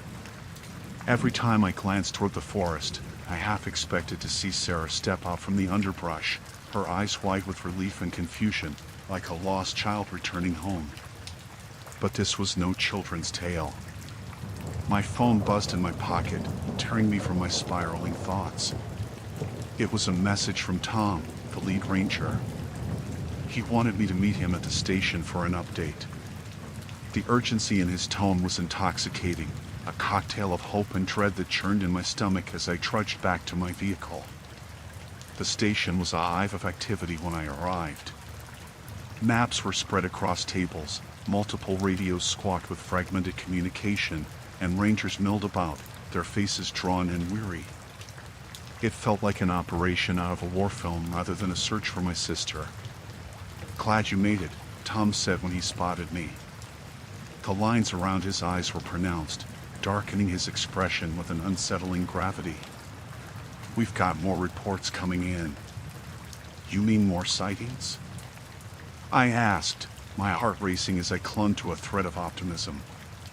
He shook his head, running a hand through his thinning hair. "No, more disappearances. 3 more people went missing last night, just like Sarah. It's unsettling." The word unsettling felt too weak to describe what was brewing in the woods. I could feel it crawling beneath my skin, pulsing with every second that ticked by. How can that happen? How can people just vanish? Tom sighed, his gaze drifting toward the open map. Dotted lines marked out our search zones. We've combed through the main trails and several offshoots, but these new cases are in areas we haven't reached yet. It's almost like something is luring them. Luring them, I repeated, the words echoing in my mind like a sinister whisper. My instinct screamed that there was more to this than a simple case of lost hikers. Tom pulled out a folder, flipping it open. "We're mobilizing a larger team. We need all hands on deck. You can join us if you're up for it." There was no question in my mind. I nodded, determination coursing through me. I'm not leaving without Sarah. As we prepared to head back to the woods, I noticed a few rangers exchanging glances. Their whispers were clipped, laden with a sense of urgency that set my nerves on edge. The air was thick with anxiety, and I could feel that my presence was both welcomed and feared. Our team set off in a convoy of vehicles, the distant sounds of the forest surrounding us. Each crunch of gravel beneath tires felt like a countdown, the seconds ticking away as we moved deeper into the shadows of the trees. I sat in the front seat with Tom, the weight of the unknown pressing down on me. "What do you think is happening out there?" I asked, glancing sideways at him. He frowned, eyes focused on the road. "It's hard to say. We've had cases of hikers becoming disoriented, but something is different this time." I nodded but felt a chill creep over me at his words. As we parked at the edge of the search zone, the forest loomed ahead, dark and foreboding. Each step I took toward the tree line consumed me with dread, and yet an unexplainable pull urged me forward. We divided into teams, and I paired with a young ranger named Jess. She was fresh out of training, and her energy was a stark contrast to the unease wrapped around me like a shroud. We moved cautiously, the sounds of the forest amplifying. Leaves rustled ominously, and distant animal calls echoed like a warning. "Keep your eyes peeled," Jess reminded me, her voice steady as we navigated deeper. "If we hear anything out of the ordinary, we should regroup." I nodded, though my heart pounded in my chest. Every snap of a twig, every rustle in the undergrowth felt amplified, shifting my focus from the serene beauty of nature to the primal fear it could inspire. Branches clawed at my sleeves, the forest itself seeming to rebel against our intrusion. Hours faded, and the sun began its descent, casting dull orange hues through the canopy. I could feel fatigue settling into my bones, the shadows growing longer and more menacing. Jess suggested we take a short break, and we settled on a fallen log, sipping water and scanning the surrounding area. "You really think we'll find her?" Jess asked, her voice barely above a whisper. I hesitated, searching for reassurance in my own heart. "I have to believe we will," I finally said, though doubt gnawed at me like a ravenous animal. The forest was quiet, too quiet, as if it were holding its breath. Then, a sound pierced the silence, a distant scream. It echoed through the trees, a raw, piercing wail that froze my blood. It was a sound full of despair, and it came from deeper within the woods. Jess and I exchanged a look, the gravity of that chilling cry settling around us like a heavy fog. "What was that?" she whispered, eyes wide with fear. "I don't know, but we need to check it out," I said, my heart racing. Before I could rethink it, I surged to my feet, and we moved toward the sound, adrenaline masking our apprehension. The forest swallowed us once more, branches snapping underfoot as we pressed on, guided by that haunting cry. It grew louder, more frantic. I felt it trembling in my legs, a warning that this was not the path I should tread, but I was beyond listening to reason. Each shriek cut deeper, drawing me closer to the heart of the horror before us. We stumbled into a clearing, and the world seemed to spin as I took in what lay ahead. A figure was struggling against the ground, flailing against something unseen. It was a young man, his face twisted in fear and desperation. My heart sank. The air shifted as if the forest itself were holding its breath, and suddenly, everything felt wrong. I grabbed Jess's arm, pulling her back as instinct screamed for us to retreat. The young man's eyes locked onto mine, and in that moment, I understood the true depth of our danger. Whatever had him ensnared was coming for us next. The sun dipped low behind the jagged peaks, casting an orange haze over the forest as we trudged on. Each step felt heavier than the last, the oppressive weight of the looming trees and the unyielding silence wrapping around me like a thick fog. The air was thick with the scent of damp earth and decaying leaves, a reminder of the days that had slipped away since we had begun our search for Aaron. We had split into teams, a necessary precaution. I was with Tom and Mia, two of the more experienced members of the search party. Tom was a stoic man, his face weathered and drawn from years spent in the field. Mia was the opposite, her youthful energy infused with a sense of urgency that drove us forward. I tried to match their pace, but the growing unease in my stomach only slowed me down. It had been 3 days since Aaron had disappeared, and the more time that passed, the more frantic I became. Just a few hours prior, Tom had suggested we check the old logging roads. People get lost up here all the time. They think they know the trails, but they don't. We might find something. As dusk settled in, our flashlights flickered to life, beams of artificial light cutting through the darkening woods. I felt a chill skitter down my spine, not from the cold, but from a gnawing fear. What if we found Aaron? What if we didn't? "Let's head down this way," Tom said, motioning toward a narrow path that wound deeper into the trees. "The logs are old, but it looks like someone might have passed through recently." Mia nodded, her determination unwavering. "Stay close," she said, her voice firm. We moved forward, the sound of leaves crunching beneath our boots filling the air. I focused on the rhythmic thud of my heart, its steady beat a poor substitute for the comfort my mind craved. As we ventured deeper, the atmosphere shifted. The trees felt closer, their gnarled branches stretching overhead like skeletal fingers. Shadows darted just beyond the reach of our lights, and I couldn't shake the feeling that we were being watched. "Did you hear that?"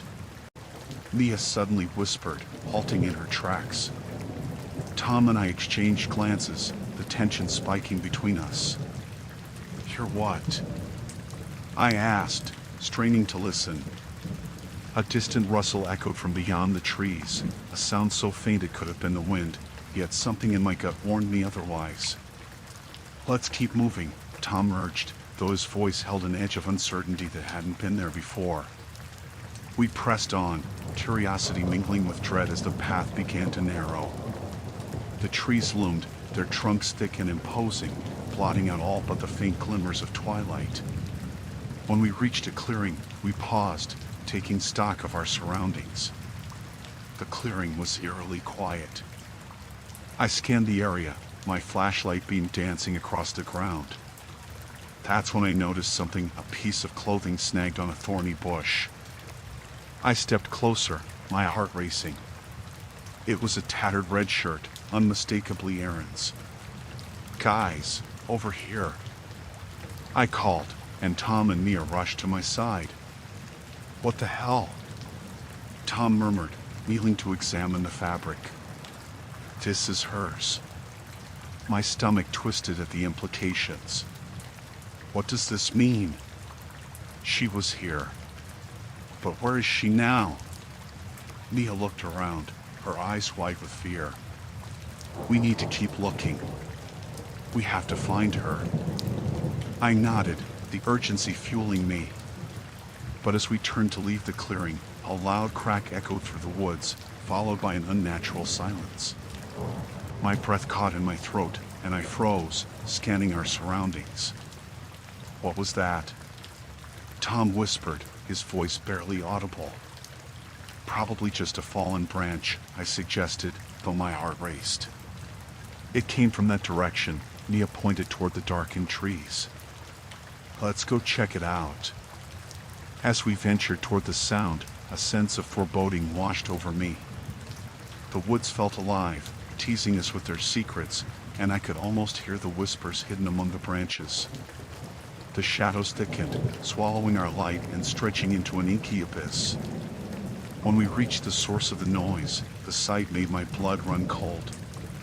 A massive, decaying tree lay sprawled on the ground, its roots torn from the earth. Beneath the twisted roots, something glimmered faintly in the darkness. "Is that?" Tom stepped closer, his flashlight illuminating a glint of metal. A backpack. It was Aaron's. My heart sank as fear clawed at my throat. I grabbed Tom's arm, panic rising in my chest. "We need to get out of here. This isn't right." But before I could move, a chilling wind rushed through the clearing, carrying with it a low, guttural sound. "Did you hear that?" Mia screamed, and I felt my heart hammering in my chest. Before I could respond, a shape emerged from the shadows, hulking and grotesque, its features obscured by the dim light. It stood at the edge of the clearing, watching us with a predator's gaze. "Run!" Tom shouted, and we took off, our breath ragged in the suffocating darkness. Branches whipped at my skin as we barreled through the woods, fear propelling us forward. I glanced back, and the creature was there, lumbering after us with an unnatural speed, its low growl echoing through the trees. We stumbled into the confines of a dense thicket, our flashlights flickering as the weight of the darkness threatened to consume us. The world closed in around me, and I could no longer distinguish the shadows from whatever hunted us. "Keep moving," Mia urged, but her voice was strained with terror. I couldn't shake the feeling that we were being herded, that whatever stalked us had a purpose. Desperation surged as I forced my legs to carry me forward, the echoes of our own panic reverberating in my ears. The woods had become a labyrinth of fear, and as we fled, I couldn't help but wonder if we were about to find Aaron, or if the forest had claimed yet another victim. The forest loomed above me, a tangle of shadows and whispers. I had barely caught my breath after the last harrowing hours of searching. As the sun dipped below the horizon, the sky shifted from a warm orange to a bruised blue, the twilight creeping in like something alive. With each passing moment, my sense of unease deepened, and I was painfully aware that the search was no longer about finding Lily. It had become a race against the dark, a battle against something I could not quite name. I stumbled through the underbrush, my flashlight flickering like a heartbeat. I'd lost track of how long I had been wandering. The only constant was the gnawing fear that had settled into my bones since the moment Lily had vanished. The forest didn't just swallow sounds, it seemed to absorb hope, leaving behind a thick, oppressive silence that made every rustle, every snap of a twig, feel like a harbinger of doom. It was late afternoon when I had joined the search party. We were a group of local volunteers, each of us armed with flashlights, radios, and grim resolve. But as daylight faded, my comrades drifted apart, each of us swallowed by our own dread. The others had dispersed, their voices swallowed by the vastness of the trees, leaving me to navigate the suffocating gloom alone. I recalled the frantic calls we had made earlier. "Lily," we shouted, our voices echoing back to us, unanswered.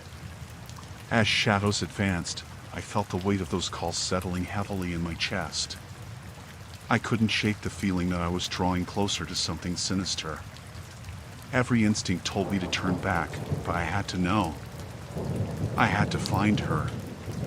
In the distance, through the thick curtain of trees, I thought I saw a flicker of light, a beacon calling out to me. I quickened my pace, pushing through the brambles that snagged at my clothes and skin. As I drew nearer, the light grew stronger, more defined, a glow that danced with an unsettling rhythm.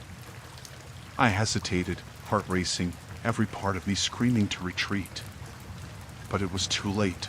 I was too close. The clearing opened before me, revealing an old hunting cabin I had never seen before, its structure leaning precariously as if it were about to collapse. The light flickered in the window, casting eerie shadows that twisted against the walls. I stepped cautiously forward, the wooden planks creaking beneath my weight. Inside, the atmosphere was thick with dust and decay, the air stale, as though it had been sealed for decades. "Lily?" I called, my voice trembling as it echoed around the room. No answer came. The light seemed to pulse, drawing me further inside. I entered the main room, discovering a small table with scattered papers, remnants of a life long abandoned. I rifled through them, my heart pounding louder than ever, accounts of failed hunts, the tone increasingly paranoid, tales of things lost in the dark, never to return. I felt a chill creep along my spine. Then, a faint whisper stopped me cold. I turned slowly, heart racing, only to find the source of the light, a lantern, inexplicably lit and swaying gently despite the absence of any visible breeze. My breath quickened, and I could taste the metallic tang of fear. Alone in this forgotten place, I felt the walls closing in around me. "Lily?" I pleaded again, desperation leaking into my voice. The cabin answered only with silence, an oppressive silence that clawed at my insides. I took a step back, ready to flee, when a movement caught my eye, a shadow flitting past the window. I rushed to the light, pressing my forehead against the cold glass, hoping for a glimpse of someone, anyone. What I saw stopped my heart. A figure stood at the edge of the tree line, half obscured by the gathering darkness. The figure was too still, too quiet.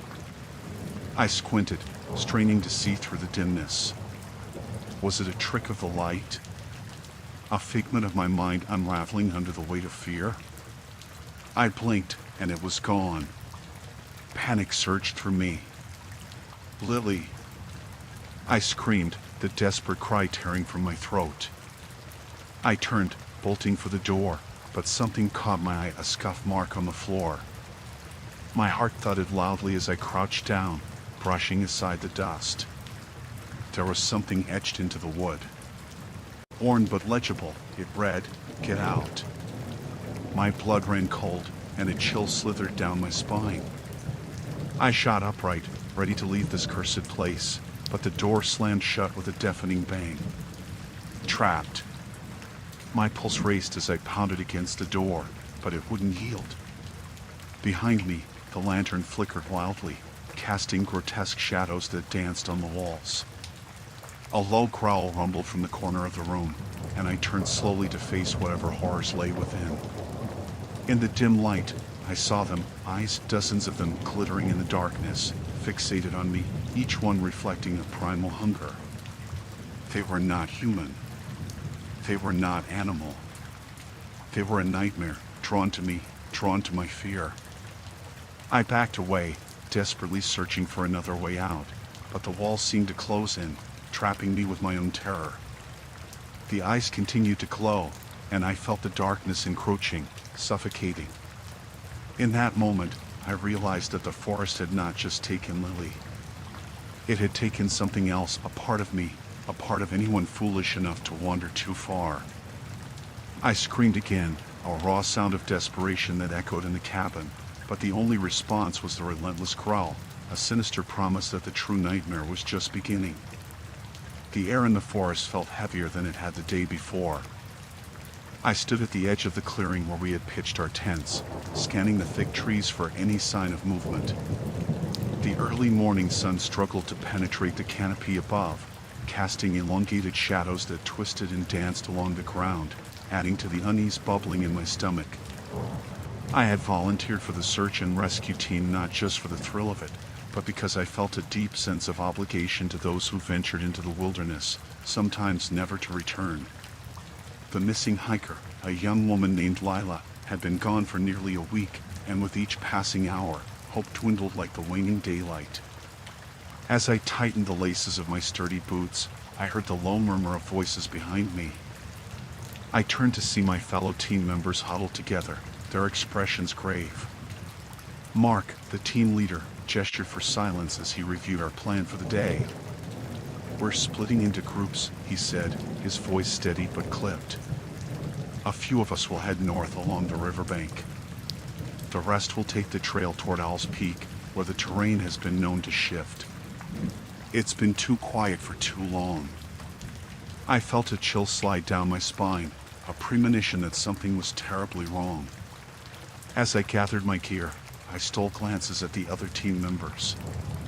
They all looked just as anxious as I felt, each preoccupied with their own thoughts, each wrestling with the fear of what we might find. We set off soon after, stepping into the underbrush that whispered around us. The trail wound deeper into the forest, with trees rising like ancient sentinels. I trudged forward, trying to focus on the task at hand despite the shadows that seemed to follow me. The path narrowed, and the only sounds that accompanied us were the rustle of leaves and the occasional distant call of a bird. Hours passed, marked only by the growing sense of dread that tightened in my chest. We stopped periodically to call out Lila's name, our voices swallowed by the oppressive silence. I had nearly lost my sense of time when we reached a small clearing, where a fallen tree lay in our path. The sunlight broke through the canopy here, illuminating the ground, exposing the dark soil and the scattered leaves. As we skirted the tree, I noticed something glinting among the detritus. I crouched down, feeling a sudden thrill. My heart raced as I reached for the object, revealing a silver bracelet, delicate and shining in the muted light. "Is this hers?" I called out. Mark stepped closer, his frown deepening as he examined the bracelet. "It looks like it could be." He turned it over in his hands, a flicker of recognition in his eyes. "It's definitely not something you find in the woods." A knot formed in my stomach as I thought of how Lila might have lost this piece of jewelry. Was she struggling? Had she been running, panicked? Before I could voice my concerns, a sharp scream pierced the air, sending a jolt of adrenaline coursing through me.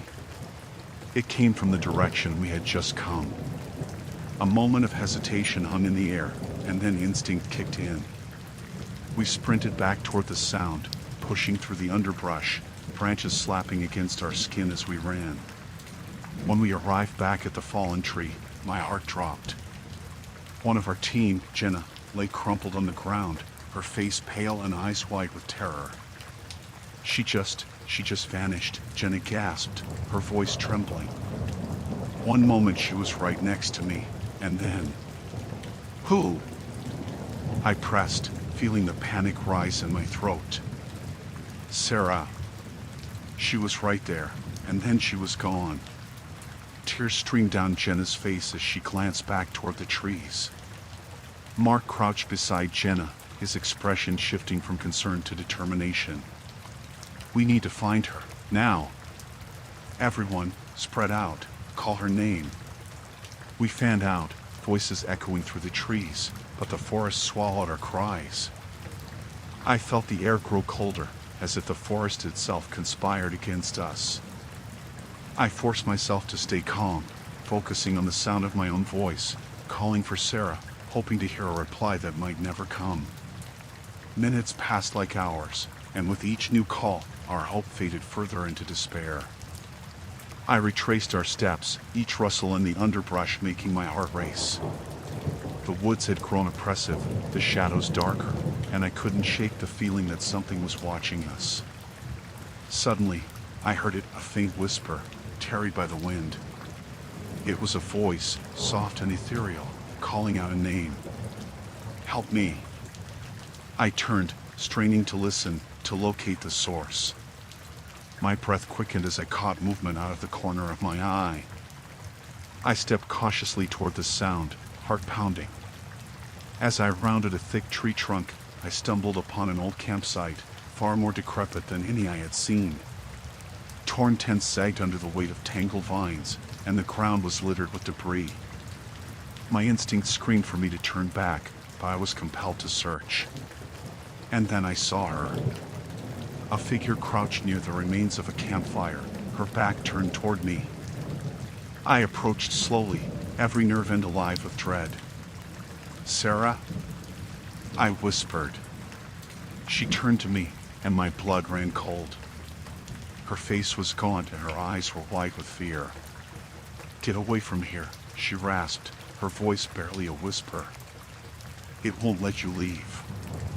Before I could respond, a low growl rumbled from the shadows behind her. I felt a primal fear grip me as darkness sprang to life, and the realization hit with horrifying clarity. We were now alone in the woods.